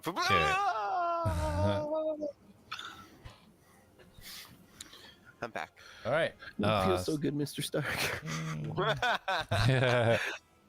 Dust. Okay, I was about to say, is the snake 0? Could you Real roll a bad 0 roll, initiative? guys. -1 in initiative, and he rolled a 1. No. All right, yeah. So you guys see the snake lash out. Ro perfectly dodges this, but the snake does move up and go for another lash. And as it does so, you guys see from the bushes slithering snakes coming from the trees around you. These motherfucking snakes in these motherfucking plains. Snakes, huh? Why'd it have to be snakes? Why did they have to roll an 18 initiative? Bruh. Bro. I'm I just rolled- picturing the snake that attacked Roach, like, hits him and then, like, spring coils and jumps back at him. Oh yeah, judge me. These snakes actually have 8 attacks. All right, so Ro, as you kind of land and you're getting ready for the attack, you see this thing. It's the back of its body almost doesn't even hit the ground as it whips around and tries to wrap itself around you. That's not nice. They all rolled 18s? Good. I do not consent. They share the same initiative. Oh. No, you can't roll. I do not consent. 13. Nope.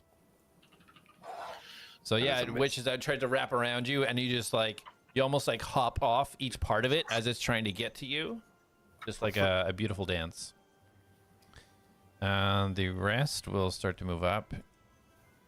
5, 10, 15, 20, 25. This one will also try to constrict you. Are these large snakes? These are not. These are kind of there's a medium size. Why is this not rolling? I clicked you. Like medium-sized for a snake or a medium-sized creature? A medium-sized creature. They are not tiny garden snakes. They are bigger. So if you're looking at these things, they're about 3 feet long, but they're not real super thick. So as you get a closer look, Ro, as they're coming up on you, you swear you can see a small purple glow in their eyes. So 26 to hit from this one. Oh, that's yeah. Hold on. Let me check here. Shield, shield. Double shield. Shield, shield.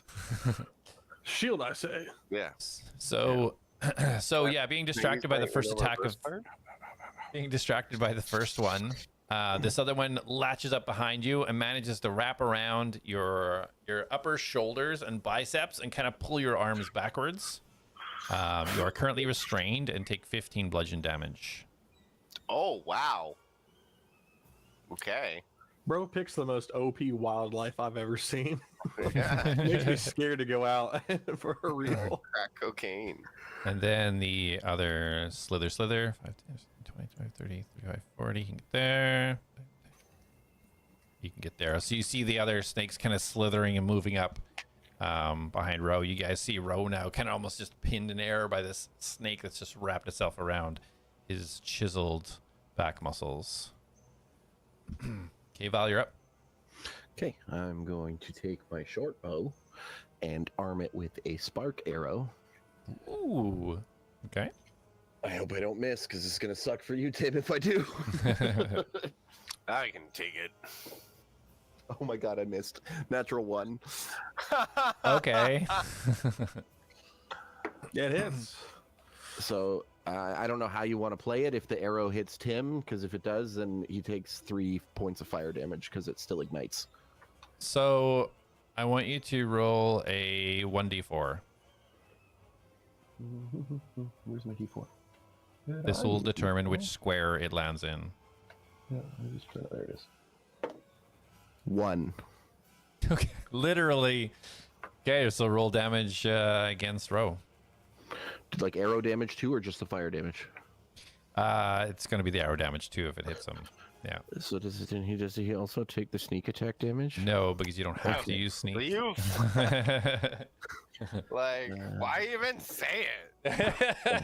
Can I use the sneak damage? Yeah. It's not like, oh, I hope he doesn't take it. No, it's like, can I give it to him? So 3 fire damage and 4 arrow damage. There you go. So 7 damage to Mr. Ro, yeah. Bonus action hide. Okay. You better well hide. So, Start throwing snakes at you. yeah, Ro, as you just kind of get pulled back, all of a sudden you just feel this arrow. You assume Val was trying to help you and shoot the snake, maybe? Just maybe miss just under the right shoulder blade. You feel this piercing and burning start to happen. No problem. Val, roll a stealth, please. 24. 24, okay, good. No, 25, sorry. Okay, anything else for you? Nope. All right, Radagon, you're up. Ah, Miss Val, your aim is true. And Radagon is going to... he has to wait for those to get closer. He is going to just take a nice amount of steps back.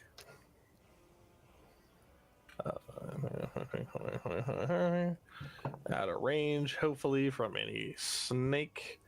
And his hand's going to shoot out, and you're going to see the black dark energy appear, because, you know, what else can I do right now? And he's going to cast Eldritch Blast on both snakes that are trying to grab Mr. Rochi. Is there Okay. anything else a warlock ever does? Well, Oh, hopefully, as we level, he'll get cooler abilities. 13 plus 6, 19 to hit for the first one. That hits. So this will be the the top one, This I'm is gonna be- assuming. The one that's on him, I'm just going to try to get it off of him. Okay, sure. Yeah, roll damage. Damage D10, I believe. Yep. Ooh, a 9. So 9, 10, 11, 12 points of force damage, and I will, if eligible, to launch this thing 10 feet.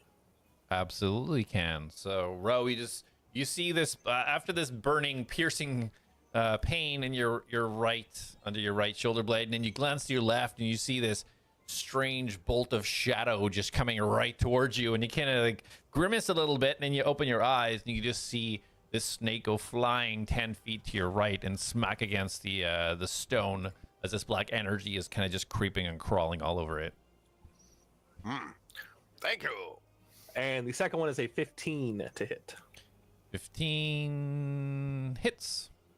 Okay, cool.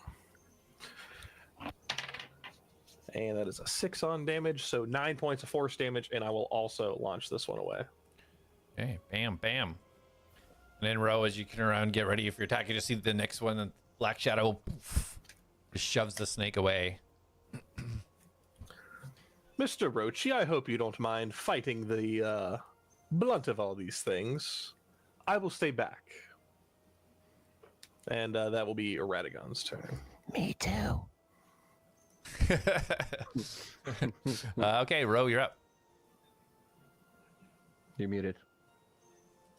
Hey, I knew that. What did I say? That's no problem. It's what I'm here for. And I pound my chest. And I'm going to activate my Ring of Regeneration. Okay. But I don't. It's so tiny. I can't read what it says. Oh my gosh. Here, I'll get the info for you. 1d6, right? Yeah. Yeah.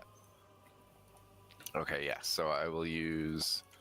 I can use it for an action, right? Yeah. 1d6. Oh. You can That use it was as a two. bonus action if you want. Oh, okay. I will use it as a bonus action. Okay. It's the only thing I. Okay, so that's that. I regained 2. And I will move to this one. Okay. I'll move to this side. And I will choose to attack it. Hey, don't fall off. Oh, nat 20. Ooh, nice. It almost rolled off the edge too. It was like right on the edge. I've got a roller. Yeah, woof.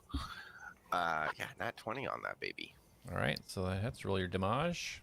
Okay, and 5 plus 4, that's 9. And what's the crit thing? So you get a full dice damage, so an 8. Yeah. So that would be 6, 8. Sorry, 9, 17. 17. All right.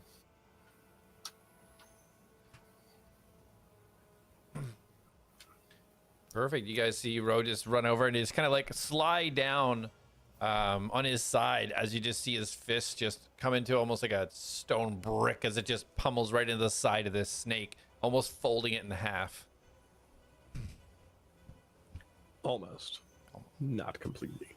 Almost. Is it still up? Yep. Then I will follow up with. Oh wait, no. Yeah, no, my extra attack. That's Yep. not a bonus action. Yeah, that's just a straight up extra attack. Got it. And that was a 6. No, 13. 13. Okay. Yeah, 13. 14. No. 17. 17 hits. Yep. Roll for And damage. Whoop.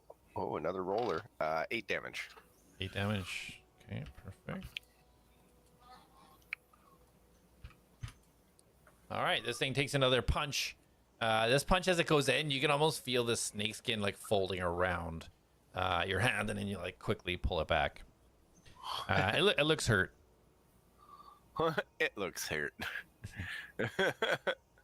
Poor little snake. And yeah, that's my turn. Or a medium-sized snake.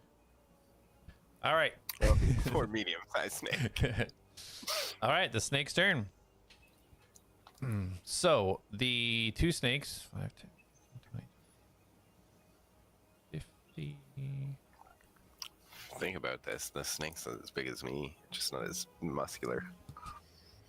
So Radagon, you see the two snakes that you hit start slithering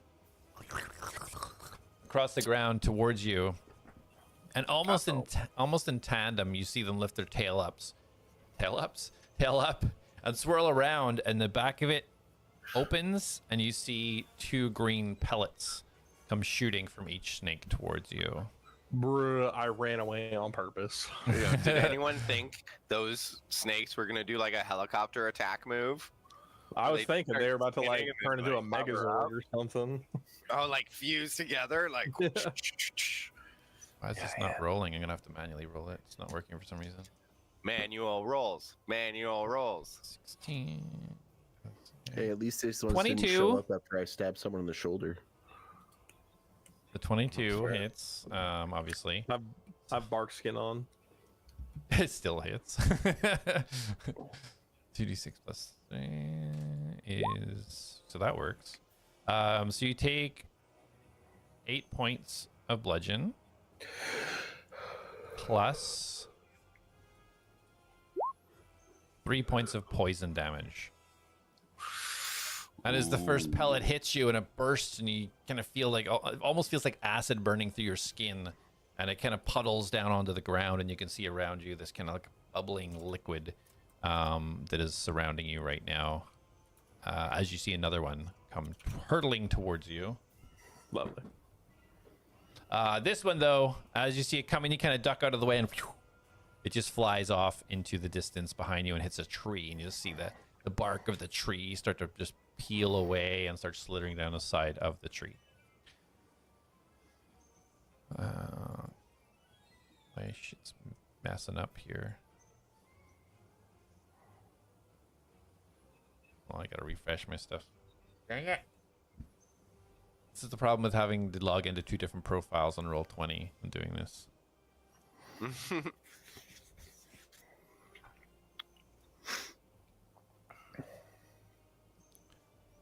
Logging in back in as the Grandmaster. Otherwise, you would see on stream all my GM stuff. Oh.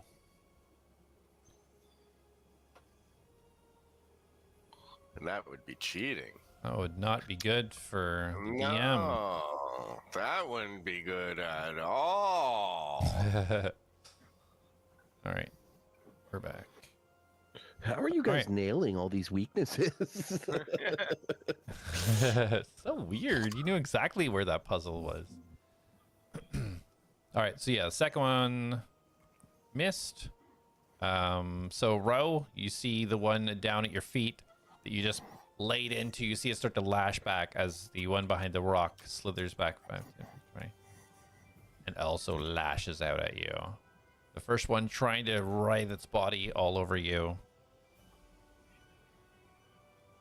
It heard you like that sort of thing. That's a natural one. So as it tries to writhe across your body, you just time exactly when it's trying to attack, and you flex that muscle that it's going for. A thigh, a bicep, a tricep, a pec, and it just keeps bouncing off each time, and you avoid it completely. The second one goes for a bite, lashes out towards your left pectoral muscle. Rolls a 2. So, so this one, seeing its friend fail, opens up wide, and you see these fangs just dripping and venom just coming off the teeth as it lunges forward. And it just bounces right off, breaking one of the teeth off the top of the top tooth off the snake, as it just kind of like slithers back as it bounces from your muscular chest.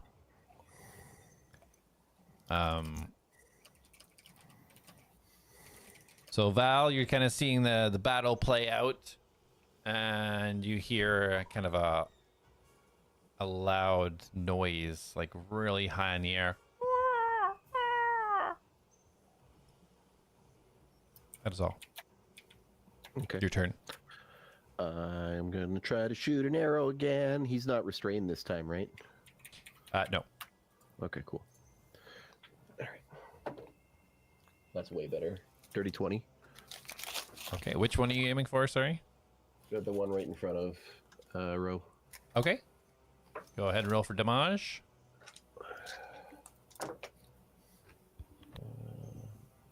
great. You attacked with advantage, I'm assuming? I didn't, but I'll roll another one. Yeah, just in case you get a natural 20. Yeah, I did not. Okay. +4. So 10, 11, 12, 16 points of damage. Okay, perfect. And I'll go again. Okay. That will be a...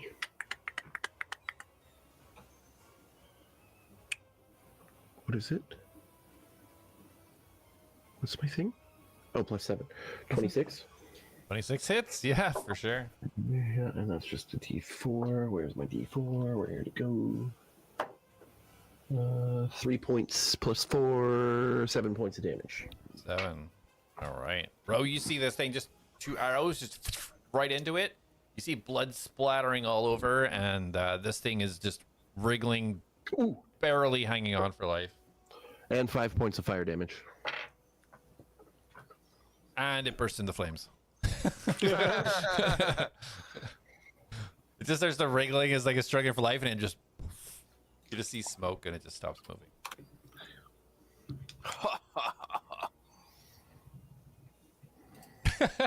Anything else for you, Val? Nope. Okay, Radagon, you're up.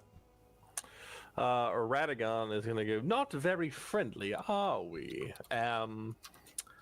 Not to use this as my action, but can I plain as day see like purple in these things' eyes? No. Roll a perception. It's not plain as day. 19. Okay, so you see a faint glow of purple. Not as intense as you recall from the wolves, but you can see that there is something there. Miss Oriole would love to look at you guys and maybe get a bit of research in, but unfortunately, you'll be dead beforehand. And he's going to shoot both of them again. Okay, First one is 17 to hit. that hits. And that is max damage, so 13 points of force damage. That'll be the one on the right. Okay. 13 force. Roger. I'm assuming he's heading on back 10 feet. Yerp, he back. All right. Roll for the second And one. then a 17 to hit on the next one. You got it. That also hits. And another 10, so 13 force damage on the other one. I rolled max damage twice. Ooh. Big numbers, big numbers. Very cool. Yeah, you did. And yes, I will also be launching that one backwards. Awesome. Val, you just see these black shots just flying right by, smacking these things. And then Radagon is going to cast Expeditious Retreat Okay. as a bonus action. Yeah. And he is going to run 5, 10, 15, 20, 25, 30, 35. Oh, I forgot I have 35 feet of movement, not 30. Yeah, you fancy. Radagon is going to run all the way down here. Okay, so the first 10 feet are difficult terrain, so move yourself back 5 more feet. That is not my max movement, if Oh, okay. that still is okay. Oh, I that's could where you wanna technically run out of the map. Okay, so that's where you want to be, though? Yes. Okay. Yerps. I will Good hide enough. behind the child. That'll be it for Radagon. Alrighty. Ro, you are up. Radagon's So- fragile. Is a grapple a type of attack action? Yeah. Can I do 2 grapples then? Because I have 2 attack actions? If one's successful, no. Because you can only really So- grapple one thing at a time. Well, hold on. What if I wanted to grapple that one thing into the other, like knotting these snakes into? You know, I love inventiveness. Talk me through what you're trying to do. Okay, I want to grapple this snake in front of me, pick him up, like I was going to do a nunchuck start, where I pulled the nunchucks straight out like this. Mhm. And I'm just holding the snake. And then I would want to run to the other snake. Okay. Up here. Try and tie it to the other one. Yeah, grab it. Grab the one snake, loop it around. Take the other snake, loop it around that snake, and then tie it off together, tail to head. And make them in a double bow line. So let's start with you want to grapple the first snake. So go ahead and roll a strength yes. check. And he will do an acrobatic.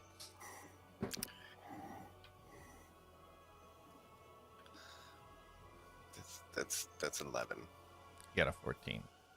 Yeah. So the excited gleam in your eye as this idea jumps to you and you reach out with excitedness. And as you do, you're overzealous and it just jumps right outside your arm and just looks up at you. I knew what I was going to do. I will attempt my second action on it and I will grapple it. Okay. Attempt to grapple it again. All right. Oh, that's a nat. That's a nat 1. But hold on. Is that? Hold on. Attack. Yep. Attack rolls. I am lucky, and I get to roll my nat 1s Oh, look at that. with a 19. Easy dub. Nice. Okay, a lot better. Let's see what he does for his acrobatic. Technically 22. Sorry, my proficiency bonus. Being enraged by getting scoffed at by this snake, you, without any issue, just run past it and just snap it up at the same time. And I'm running for the other snake. And Okay. that's my turn. Any bonus action for you? Actually, yes. No, because I can't use it because I have no key attacks, so I can't do that as a bonus action. You have no key points left? Yeah, He burned them all in the I've stack. burned them all.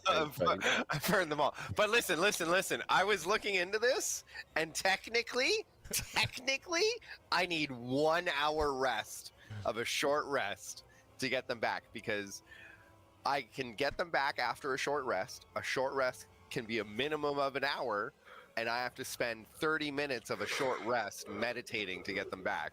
So technically, I only need 1 hour to get all my key points back. Yeah, I know. So I'm just looking for that opportunity. I'm waiting for that. I'm like, oh man, I'm gonna rest right here while you guys do this for an hour. Yeah. No.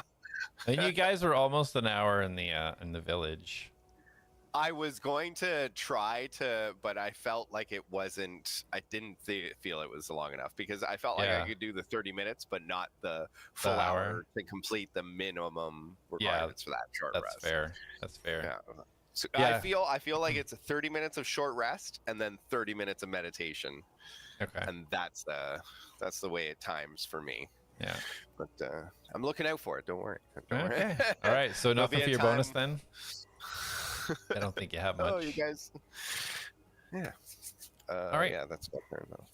Alrighty, over to the snakes. So one snake, I better remember, is grappled. So he's gonna try and wriggle free first of all. So if you want to go ahead and roll a strength check for me, please. I was about to call you Mastos. Oh, That is a. That's not 15. so he rolled a 6. So he's just wriggling like crazy, trying to get out of your grasp. So he's doing nothing. Seeing his friend in danger, this one will try and constrict you. It starts to writhe its way up your leg.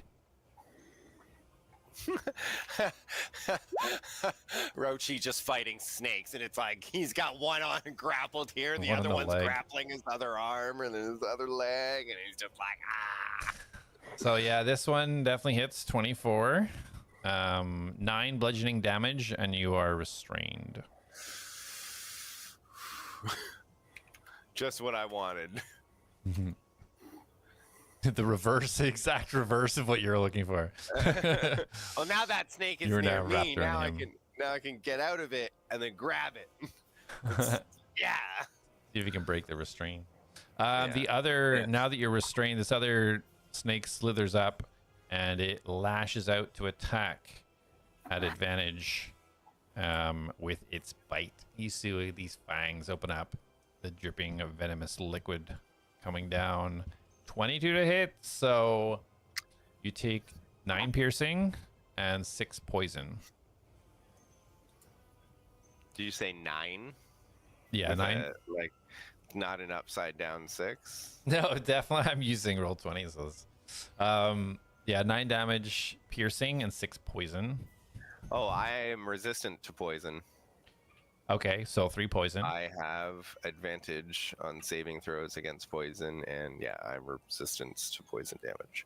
Okay, So 3 perfect. poison. So that's a 12 points. Yeah, that's 12 total. I let go of the snake, and I am down. Oh, shit. damn.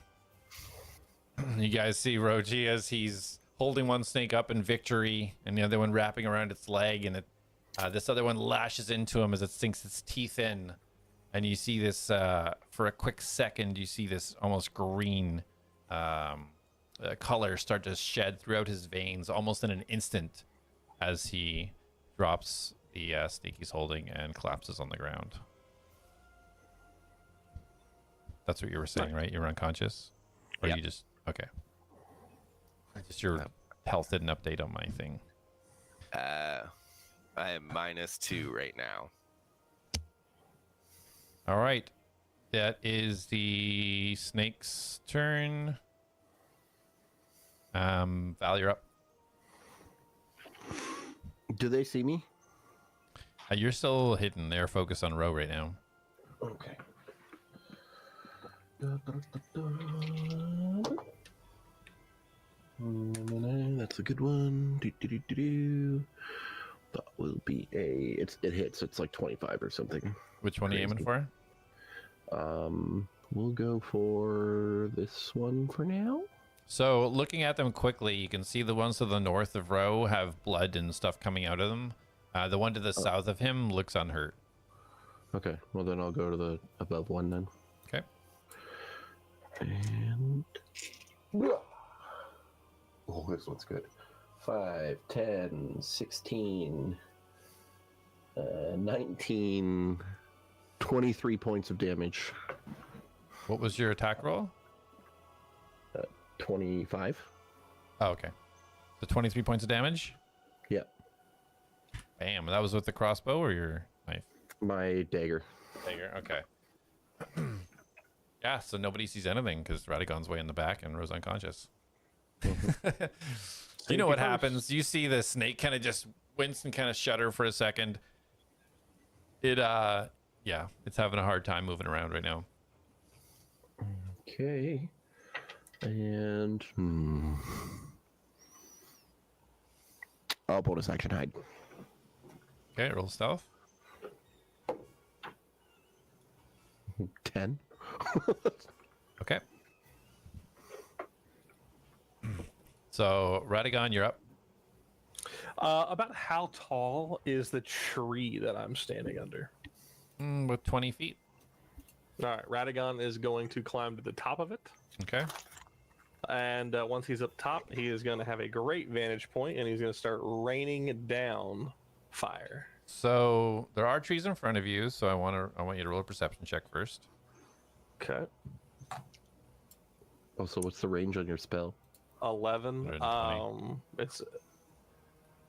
I have 120 feet. Oh, you're fine. Yeah. Eldritch Blast. The Eldritch Blast. I knew you were going to say that. So, what's your perception? 11. 11. So you can roughly see where they are. To attack with that, you'd be doing it at disadvantage because of the trees in the way.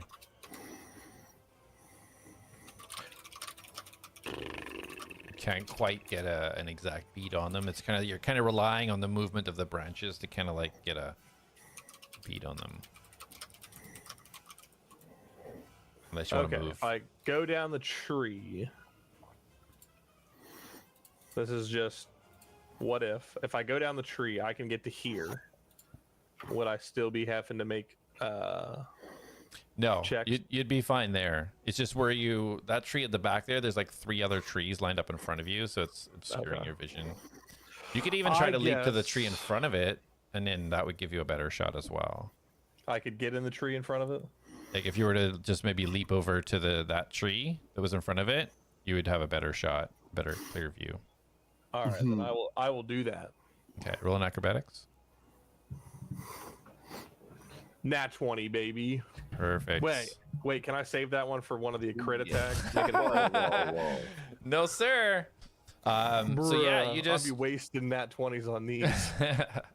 So yeah, you did without even effort. You just walk along one of the branches and then just lightly step over to the next branch and just walk over to the other one. You're now on the other tree. Yeah, you can take clean shot right from this tree to any of the snakes you see there around Ro. You can now get a good view of Ro, and you see he's like unconscious. There's like venom pouring out of the wounds on his body, and these snakes just writhing all over him. Poor soul. All right, so Radagon is just going to shoot both of these. This one and this one. Okay, sounds good. First one is a 25 to hit. Let me just check. Yeah, it hits. And that is a 6. So 9 points of force damage, and I will launch it backwards. And then the second one is a 11, and so 17 to hit. That hits. And an 8. Gosh, I'm rolling good on that one. 8, 9, 10, 11 points of force damage, and I will also launch that one backwards. All right. Val, you see the black bolt just fly past, knocks one back, the other one hits it, and as it kind of like pushes it up into the air, you just see the black energy almost looks like 2 mouths open up, and it almost looks like it's eating the snake as it just dissipates into nothing. Awesome. And that will be it for Radagon. Come on, Okay. roll that 20. Ro, your death saving throw is up. First death saving throw. I'll use my good dice on this. Nat 1. I hate you. Don't even joke. Don't tell me.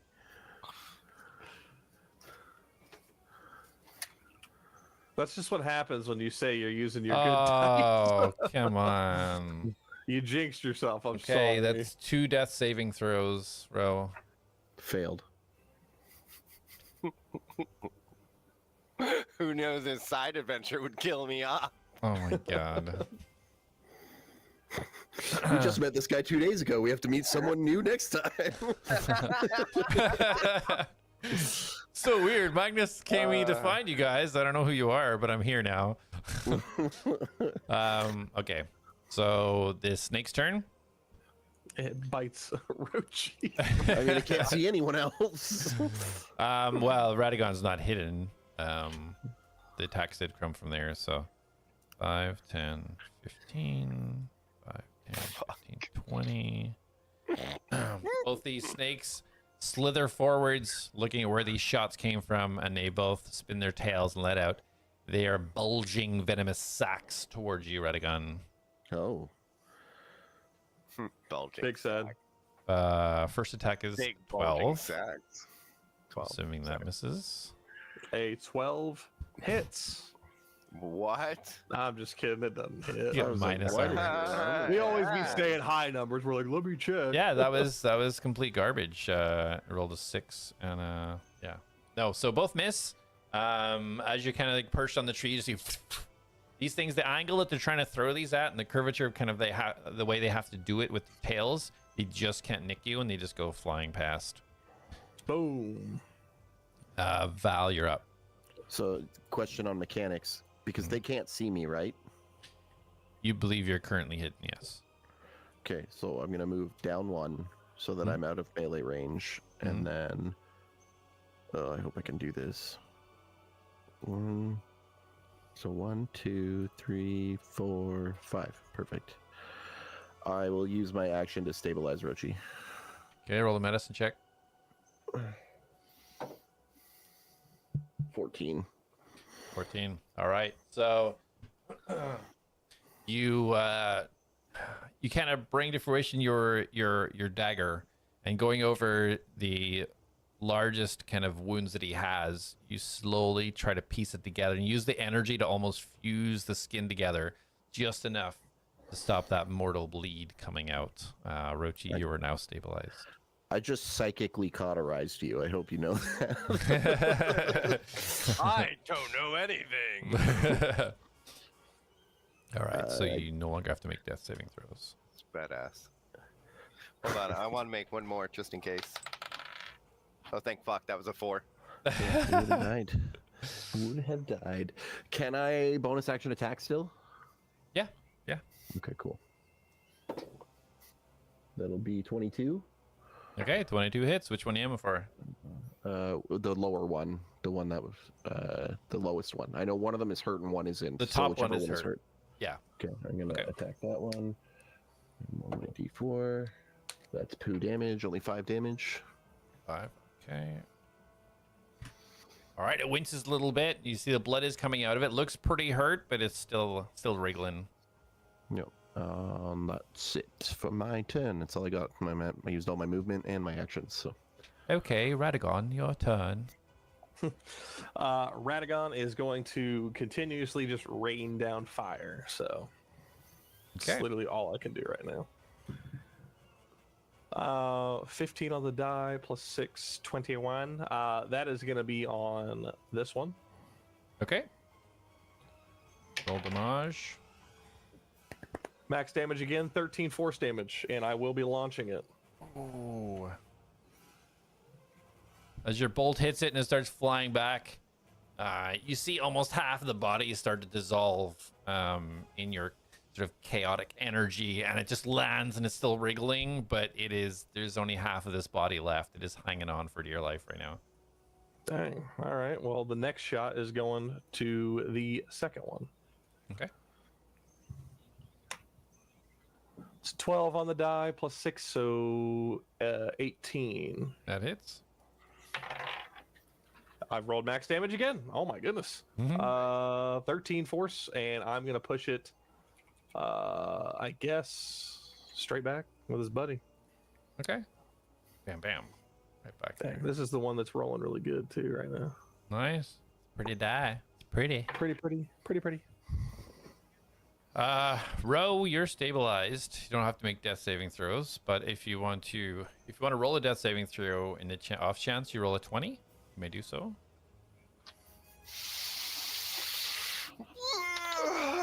I rolled a fucking 20. Did you? Nice. You deserve the balance. It's all about balance, right? That's what your monk life is all about. That's perfect, man. So yeah, after Val coming and kind of psychically searing your wound, you the blackness around you, your consciousness is just kind of floating. You feel nothing, you hear nothing, you see nothing, and then there's just this in the distance. You see this little black dot that is even blacker than this black that surrounds you, and you just will yourself towards it.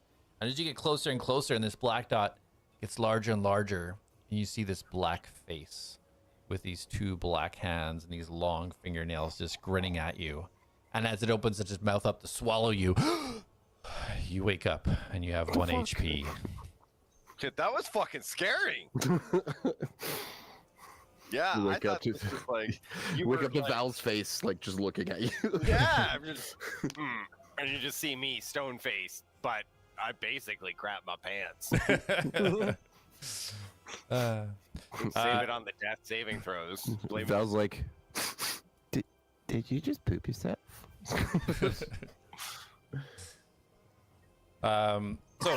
So the laughter comes.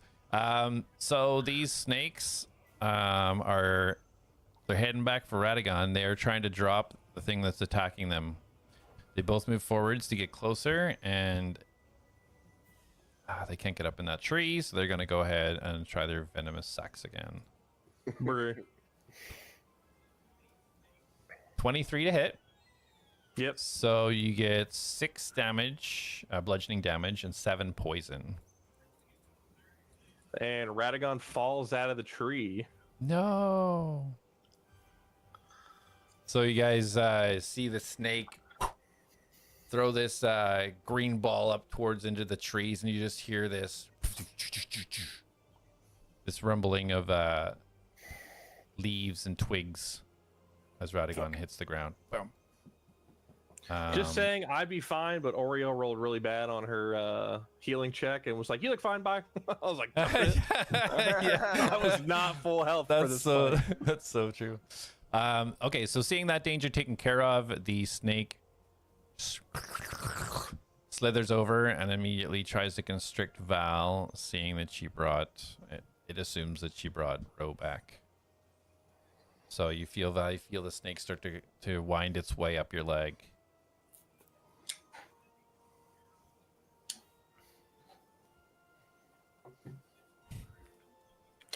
Rolls a 20. Uh-oh.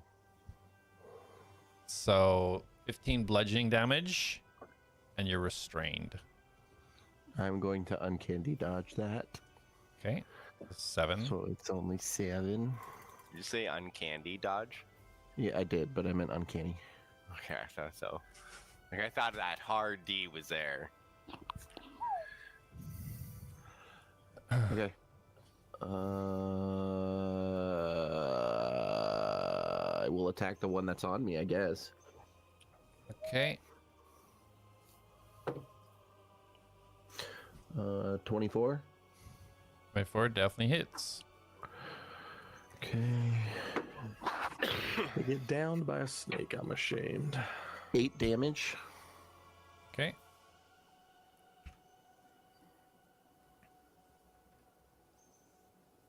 Was that with disadvantage? You're restrained.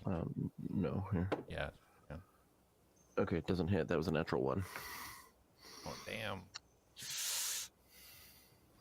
Is this the end? Are we killed by snakes?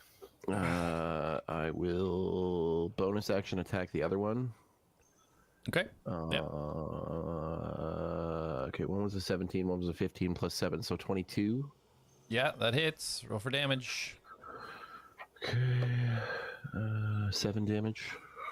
Okay.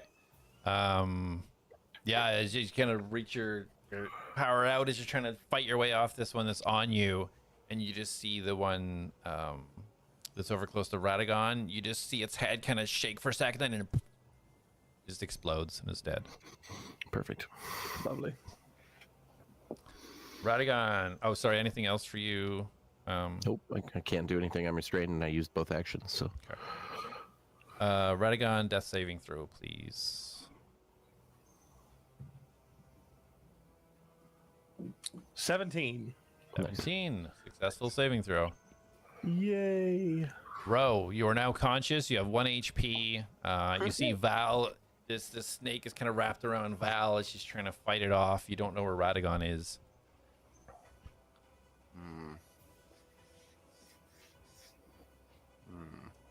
I will try to remove the snake from Val. Okay. Just hit it.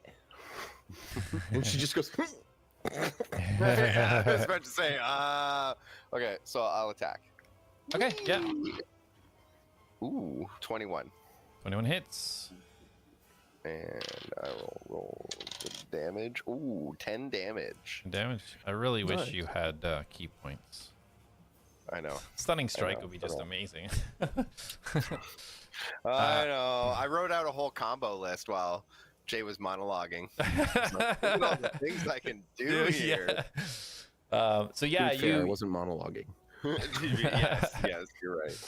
Yeah, you sink your fist deep into the midsection of this snake, and it starts to writhe. It still has Val in its grasp, but it took a hard hit. It's going to take its second hard hit right here with a 16. 16 hits. Ooh, thank fuck. I still got lots of hit points, so if you miss, it's fine. 8. 8. Okay. All right. This thing looks just slightly less healthy than it, half healthy than it looked when you first seen it. It looks okay. Yeah, so it's taking these pummels, you're leaving these knuckle marks just embedded where you're breaking the small, fine rib cages that run along the snake. You can see these indents that you're making, leaving markings on it. You really hurt me with that description. I fucking love snakes. Some of these small fractured bones starting to slowly poke out of the skin. What am I doing? Anything else for you? No. You don't want to move my away or anything? sadness. I don't feel like I should risk opportunity of attack, so no. What? That's crazy. Can it do an opportunity attack if it's restraining me? Yeah. He's like, I was fucking waiting for it. I don't think it could. That's weird. Yeah, it could totally Yeah, choose to this is drop you and attack him. Oh, okay. You should take an opportunity. Oh, wait, you only have one. Yeah. All right, so Wait, you're all done, So Ro? if I can't move. If I move away from him, can I get an opportunity? All right, There so you Ro, go, you're all there you done? go. Yeah.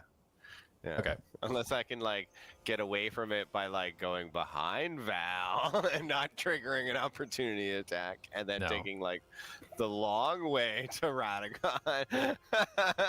Or like, So- can I back away slowly? So it's right now. Ro attacked it. It has Val constricted, which is restrained, so it gets advantage on Val's attacks. So, Ro, I want you to roll a 1d20. 1 to 10, it hits you. 11 to 20, it hits Val with the bite attack. 17. Okay, let's go for Val Sorry, Val. because there's It's equal fine. reasons. I'm the healthiest person right now in our group. I'm literally only down 7 HP. One shot you. Oh, wait, it's an advantage. Hold on. Crits. And I have a reaction every turn that I can half its damage. Yeah, Oh yeah, uncanny dodge. mini tank. So yeah, with advantage it was 23 to hit. Yeah, that hits. So it's 16 piercing and 8 poison. Okay, I will uncanny dodge that. So 16, 24, so that's 12 damage. All right. Yeah, it just That's sinks the its wrong teeth direction. into your shoulder. You just feel the venom just seeping in. Val kind of goes, and then like a little bit of blood trickles out of her mouth. All right. All right, Val, you're up. These are bad snakes. I rolled 2 16s. Okay, So plus 7. that definitely hits. Okay, cool. Ooh, and he's in melee range, so that gets sneak attack. Yeah, he's Fuck engaged with yeah. it. Yeah. Oh wait, yeah, so it wouldn't even have mattered. I can roll naturally. Okay, so we got, oh, that's not great, but 1, 2, 3, 4, 5, 6, 7, 11 damage. 11 damage. All right. And then I will attack again. Okay. That's only a 4, so that's 11. Okay, so that one misses. But yeah, your first attack, you can just feel the energy kind of pulse throughout its whole body, and it kind of shakes and shimmers as you kind of see the purple energy from your knife almost seeping outside the little bone fractures that Ro had created. This thing is wriggling around. Looks like it's almost going to let you go. It's in so much pain right now. Anything else for you? Okay. Nope, that's my turn. All right. I just turned to Ro and I'm like, fucking kill it. I'm dying. Radagon, death saving throw. Nat 20. Uh-oh. It could be either or. It's 50-50 at this point. What is it? So now 1. Oh no. It is not a nat 1, is it? Okay, 2 death saving throws on the 7 fails. board. 2 death fails. Death fails. Death 20. fails. Death fails. Yeah. Is that nat 1? Yeah, nat Damn. 1. You didn't 2 use death the right fails. dice. That's the problem. Ro, you're up. I used my favorite dice and I rolled that one. You shouldn't have Karma. used your favorite dice. Yeah, so my turn. I am going to. Oh shit, Radagon. You can't leave. It'll kill you. I know. It'll miss. What do you mean? Could miss. I do have a decent high AC. Just kill it. We can I'm save going him to after. I'm going to attack. Ro was unconscious when Radagon fell out of the tree. He actually would Yes, I don't even know where he Yeah, is. you're right. I don't. Stop metaing me. Nat 20. Hell yeah! It's dead. Shit! Moving on. Let's go. So that starts off with 8 damage. Now roll. Yeah. Ooh, that'll be 16 damage. Okay. Did you add your modifier thingy to it? No, I did not. I've been rolling good attacks all Yeah, day. I and always roll a forget nat to one add on my that monitor. save. Yeah. 19. 19. How do you want to do this? Yeah. Ooh. I want to, as I go to punch it, squeeze my fist up hard and go for the same soft spots where it's already breaking apart and you can see the repeated punch marks in its skin. And that's where I'm aiming for. Till it's obliterated. Just Perfect. a gooey mess. Yeah, Val. So you see this as he precisely making sure to not to hit you, rhythmically hits exactly where he hit before, and with each hit, that piece of the snake just explodes under the weight of his knuckles. A flurry of blows as it just explodes all over to you standing there just covered in blood and skin on the ground. So Val just turns and like Naruto runs into the bushes towards where Radagon was. Okay. Yeah, you can make And that she- there in one turn. I follow Val. And she's gonna stabilize him. Okay. Can I see her do that? Yep. 100%. And say, wait, I can do that. Okay. And then I use my healing kit. Okay. Yay. Pull out a little box. Open this little box. Pull out a little smelling salts. And just waft it under his nose. Gets everyone up every time. Radagon, you feel the life come back to your body all of a sudden. You just take this deep breath and you look up to see nothing but kind of like blonde, fuzzy hair right in your face. Take this deep breath, even though you don't breathe. Yeah. Instinctively. Do what? And you see Rochi's face about 5 inches from you. It looks like snakes in number are a bit more of a handful than I was hoping. Val unties her bracer and slides it up her arm and presents it to Radagon. You are lovely, and is going to hopefully not freak Rochi out, but he's gonna bite her. Yeah. I am not creeped out by this. And then I think it's just a 1d4. Where's my 1d4? 2. Do I get any extra bonuses off that? You can hit what's equal to the piercing damage. So no, I just gained 3 hit points. It was 2 or 3. I rolled a 2. I get a +1, so it's Oh, okay. Okay. yeah. And then you Do get I take 1 the from plus being 1 as well? revived by Rochi, so total of So you're at 4 health. 4. Yeah. Do I take the +1 as well as damage or no? Just 3 damage total is all you take. I needed that. Still not feeling very good. I think a rest would be wise. If we had been at our best, we would have been fine. Why didn't we rest before we went out? Why did we just run out of the village like that? Sometimes we get a bit excited when we have so many things to do. The inn didn't feel welcoming. If you with no guys one weren't there. at your best, I was full. It was a long journey to get here. I was tired beforehand. Just so why didn't you say you need to take a rest? Why did you just... Hmm? I forget what did we fight last time? The monster. Yeah, the stalactite. Yeah, those things, yeah. I took a small hit from them, but Miss Oriel said I looked fine, so I took out his word. Okay, well, let's take a little rest here. I can agree to that. And I set up a campfire. Okay. Yeah, easy enough. There's plenty of dry wood around here for you to get a fire started. Rochi is starting to gather some firewood together. What are you guys doing? I'm just gonna take out my playing card set and just like play solitaire. Okay, Radagon. Radagon is going to enjoy his rest, and he is going to use one of his arcane recovery. Okay. All right, yeah. So Rochi gets the fire started for you guys, and you guys take a little bit of time, a little bit of downtime, kind of recuperate from what just happened. This clear is a bit more of a clearing here where these snakes attacked, and you can kind of see the sun overhead. Still about midday right now. Do we have any of the snakes left, like, that survived? Besides the, like, obviously there were some that just got like engulfed and destroyed. No, there's a couple of corpses. Yeah, there's like two of them that didn't get like obliterated.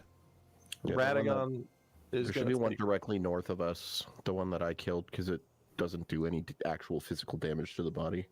Radagon's going to take one, and he is going to try to inspect it to see if he can like feel any weird energy off of it even after death. Okay, roll an investigation. Actually, roll an arcana. Good, I'm good at Arcana, I think. Yeah, 15, so plus 4, 19.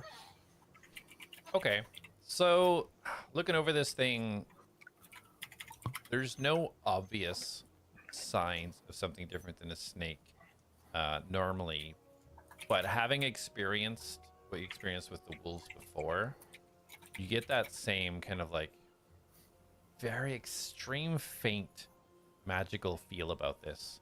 There's nothing so obvious, but just having had that experience before, you can connect the two and know that there was a slight infection or whatever it was that had happened to those wolves. There was something remnant of that here. Okay. I guess that'll work for now. All right. So unless you guys need to talk about anything or do anything, you guys do successfully complete your short rest.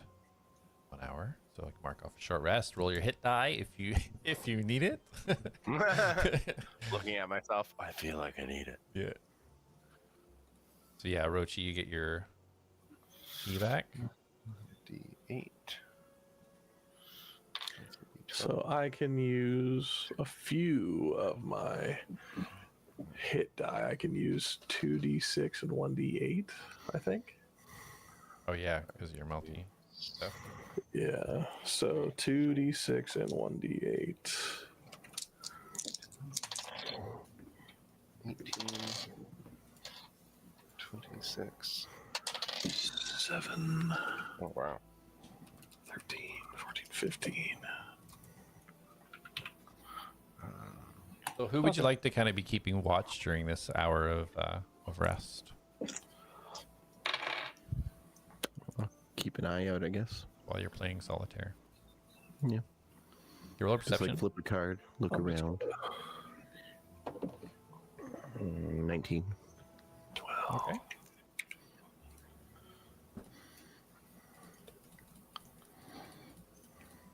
Okay.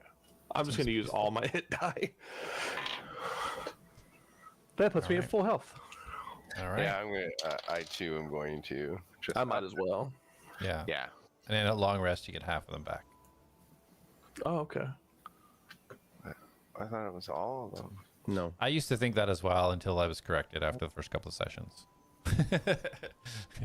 Yeah, you get half of them back at a long rest. So 2 long rests, you can get all your hit dice. Yeah, pretty much, unless you use them in between, obviously. Cool.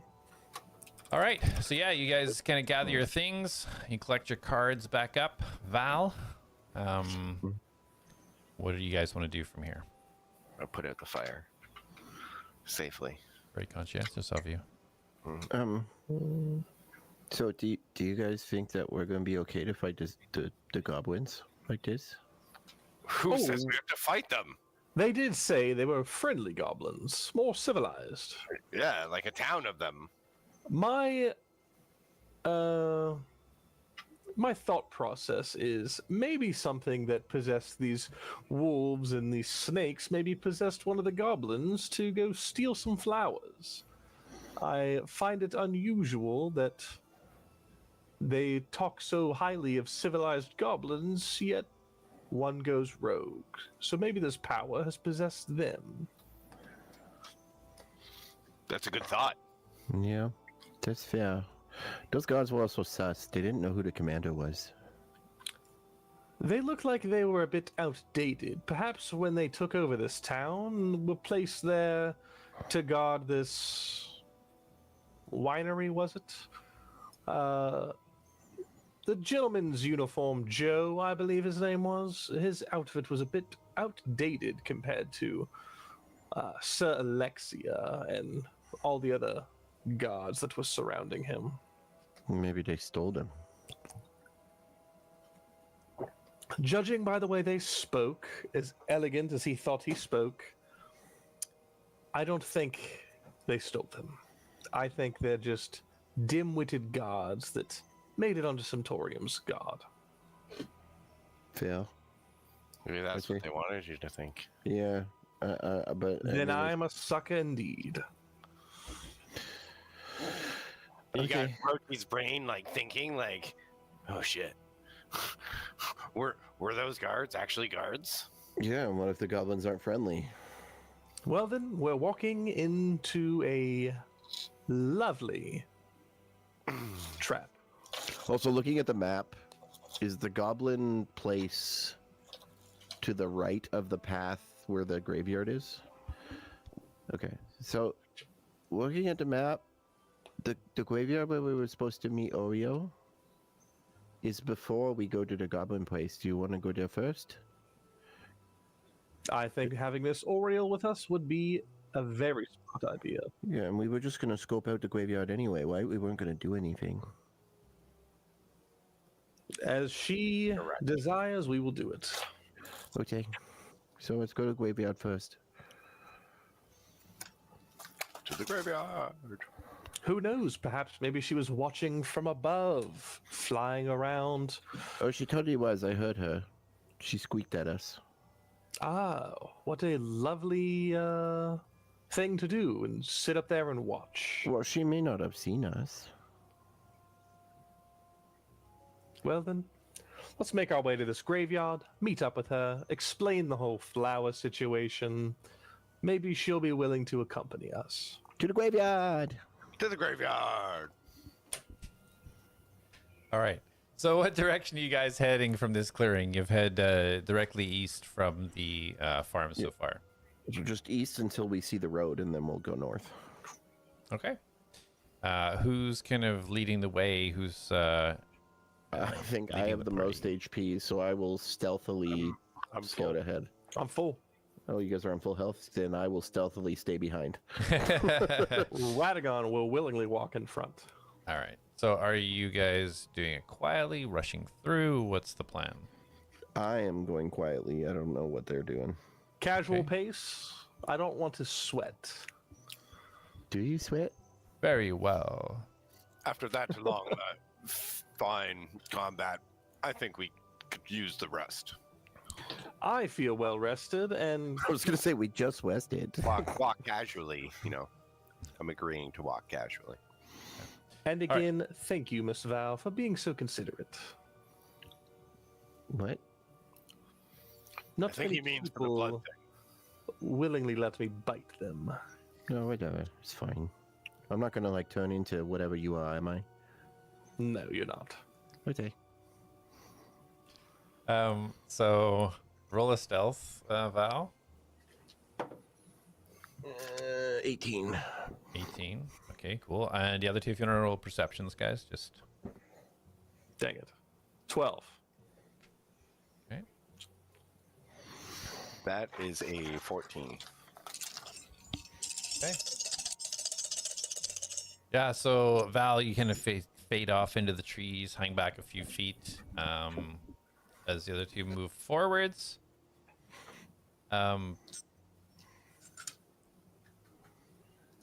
All of you see above, but again, at a distance in the air, you see this kind of giant, massive bird, kind of almost circle. And after a few seconds, you see a second one. Oh, that's not her. They don't seem like they're specifically coming towards you or anything, but they seem to be in this locale. Suspicious. Do I recognize the bird? Roll a nature. Ah, yes. I have a +1 to nature, and I don't know how. Nat 20, baby, 21. Nice. Why am I rolling all these nat 20s on checks? Not death saving throws. I wanted to kill something with that. Why do I have a plus in nature? Sorry. So- It's based off your intellect. oh yeah, yeah, it's my intellect, yeah. intelligence is up there. I'm smart. So yeah, so as you glance up and look through, you're in a nice spot where the canopy's opened up, and you get a better view of it now, and you see this beautiful kind of brown feathers with white edges, and then this long, sharp beak, and you can see that these are two giant eagles that are flying in the area. Knowing what you do know about them, though, it's a little bit strange for them to be holding this kind of like coverage formation. What you know about their behaviors, it doesn't really make sense for what you know of them as to where they are. There's no high hills nearby. There's no obvious perches nearby. There's dense coverage in trees. It's not an open hunting area, so a little bit confusing as to why they're there, but you can tell that these are two giant eagles. How peculiar to be followed by two large eagles. I thought it was Oreo. Well, unless she can turn into two eagles, I don't think it's her. What if she turned into one and then one followed her? Or That is what if they're both druids? Very plausible. Their behavior is unusual. Oriel's a druid? Well, she turns into animals and has saved us countless times. I feel like that's two things druids do all the time. Fair. Like a forest hippie. Forest hippie. Accurate. Now, do we think we could call upon these eagles, or shall we just ignore them? Are you good with animals? I'm good with anything. If I can talk to it, it listens. Can you speak eagle? Of course I can. Okay. And Blatantly not telling the truth, but said it with confidence. she's gonna Roll a believe it, deception. and she's gonna take an arrow Don't. and aim it. I'm not gonna shoot the eagle. I'm just gonna shoot it into the air to get their attention. Oh, Actually, no, before that's she not does how it, you get their attention. she ties like just some fabric around the arrow so that it's visible and shoots it straight up. Okay. Roll an attack. See how far it goes.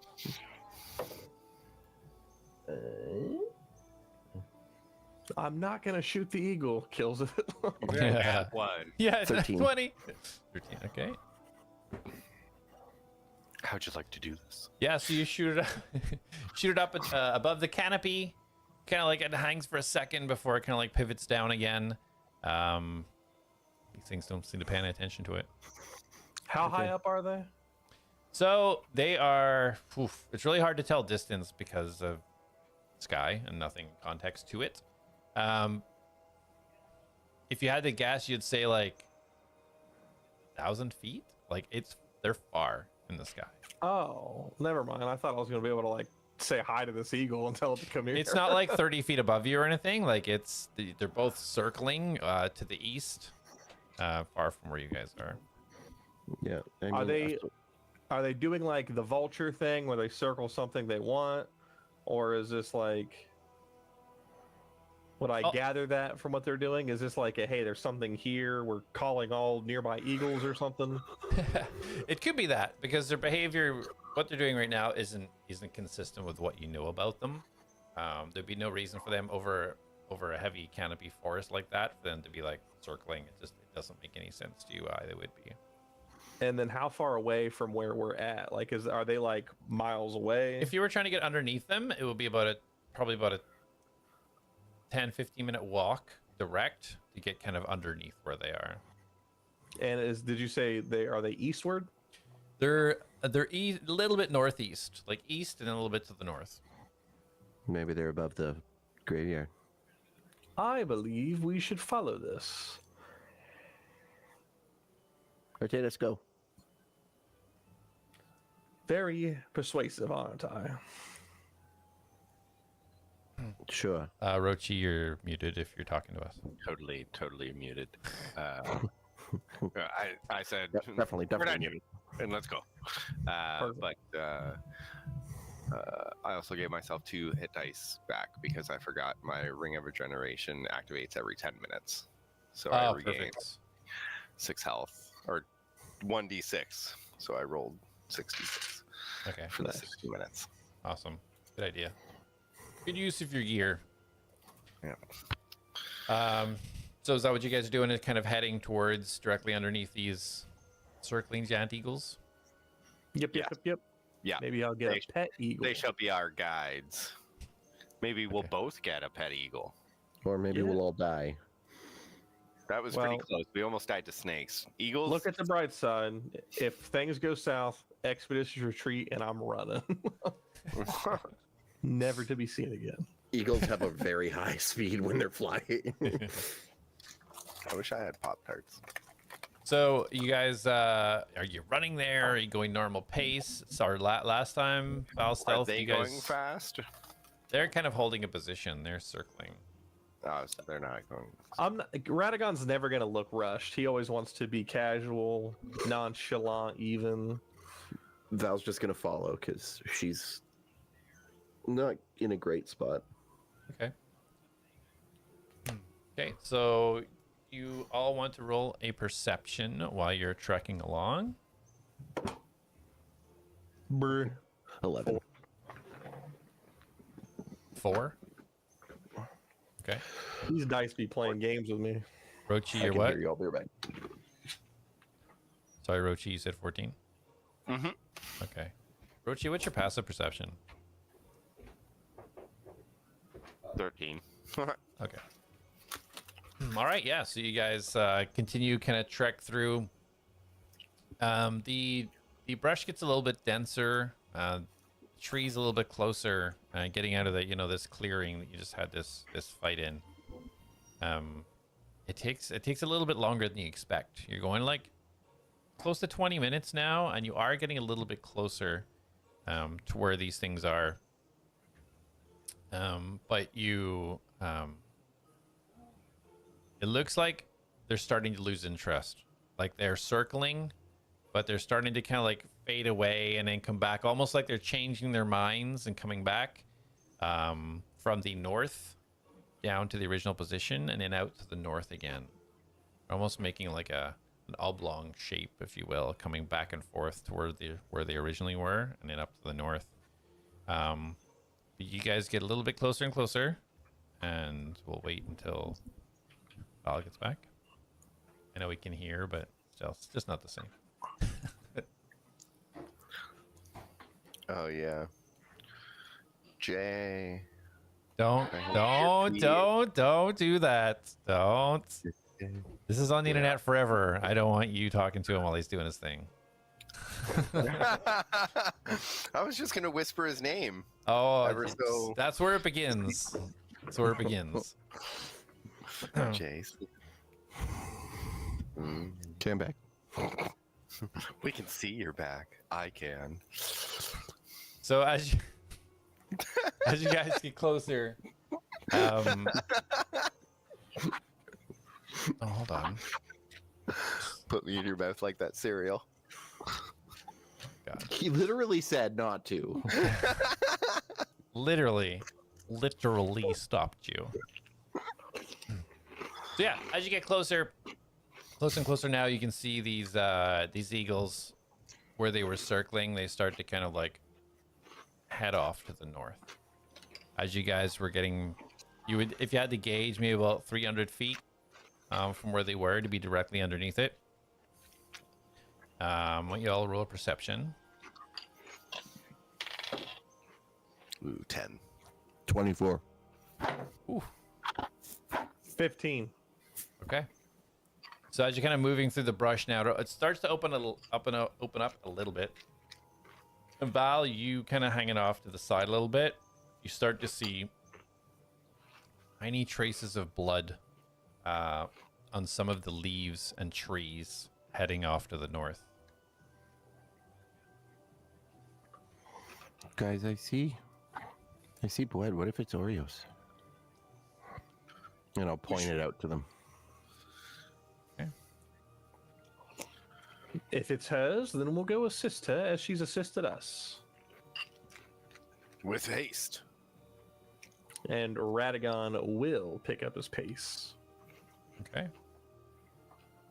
So Val, roll a survival.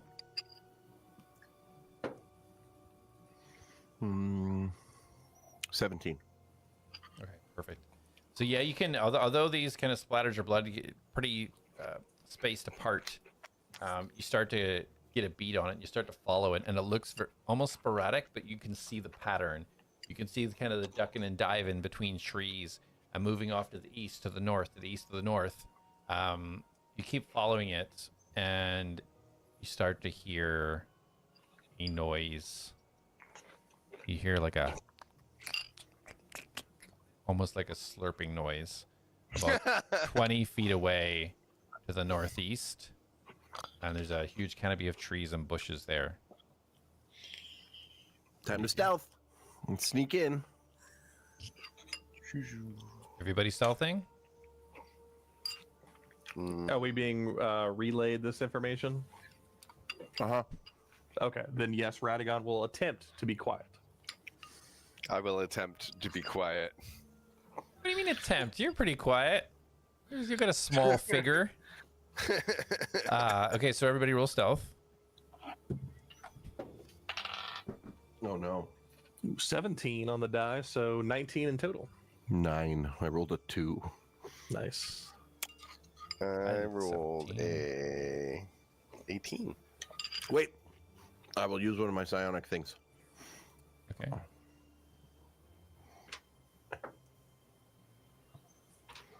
15. Okay, it's a decent average. So you guys kind of spread out a little bit, get a little bit of distance between each other, and trying to find the footholds that are, you know, no broken twigs, leaves. Trying to find those solid kind of stones you can step on slowly. And as you get a little bit closer to where you kind of hear this slow sound, the trees open up a little bit, and you can see this brush is forming almost like a bush at the edge of something. And as you all start to peek over, you can see what looks like a female body laying there. You can just see the feet and the head as this other form is crouched over with its head somewhere over the torso of the female. I am going to take like 5 ball bearings. Okay. And I'm going to chuck them off into like the opposite direction. Okay. What's this thing look like? So from what you can see right now, it looks, roll a perception. Get a quick glance at it. Nat 20. I've been rolling a lot of nat 20s on all these skill checks. So looking at it, it looks like it has tattered clothing with some tattered, ripped, and old leather armor. As you see the back of its arm, you can see that it's the flesh is almost falling off. You can see some exposed bone underneath. You can see what hair was there, parts of it all pulled out, and just patches of dark hair and skin that is peeled off the top of the skull. And it's just slowly its head moving up and down over the torso of this female. No hesitation, Radagon's going to launch 2 attacks at it. So right before, as you're getting that glance, you throw your ball bearings. What direction did you throw them? North, south, east, west? You're kind of coming at the... We came from the south, right? Yeah. So yeah, I'm going to throw them north. Okay. So as you throw these, Radagon, roll 2 attacks, please. Fuck. First one is 24 to hit. That hits. Oh, thank God. And the second one is a nat 20 again. Shit. So the first one is going to be 9 points of force damage. It will be moving back 10 feet. Yeah. And then the second one is going to be 17 points of force damage. Holy shit, nice. Yeah, so you threw your ball bearings on, you hear it hit some of the trees as you unleash it, and just as you see this skull form just look up, you can see that half the bottom of the jaw is falling off. You can see some teeth left in the top. Where there was eyes, these black sockets, and the skin all kind of peeled back. And as you see this, you just see it lurch forwards from behind, getting hit from behind. And it's knocked 20 feet away into the surrounding brush at the other side. As you all get a glance now, and you see Oriel laying down with part of her stomach exposed and blood pouring all over the ground. She is unmoving. And we will end it there for tonight. Ah! You're a monster. Yeah, you kill our love interest. I'm not a monster. What are you talking about? If she's dead, I'm quitting. Who I love. I was gonna have a graveyard romance thing. Settle down, buddy. You never know. You never know what's going on. Oh, please fight over her. This will be so entertaining. Oh my god, it'd be great. Radagon So is not great. interested in her. Luke is. We've said this many times. Luke thinks she's a baddie. All right. What if Well, she's zombie? all right, guys. Thanks for the session. Good session. We wrapped it up not too late tonight, which is good. So hopefully next week we'll be back in Redditus. Or if we can get a bonus for Redditus, honestly, I've been prepping for weeks for our next session of Redditus, and I want to get through it so bad. It's like writing a story and somebody's almost at the end of the chapter, but they just never read the last 2 pages, And you're like, it's right there. Much excited. Yeah, Much excited. absolutely. So anybody that's watching right now, make sure you're back here next Tuesday, 8 p.m. EST, to watch the next session of Redditus. It's going to be awesome. Thank you, players, for playing my game. We'll see you in the next one, guys. Have a good one. Thanks for DMing. Welcome. For storytelling your story and us participating. All right. See you guys.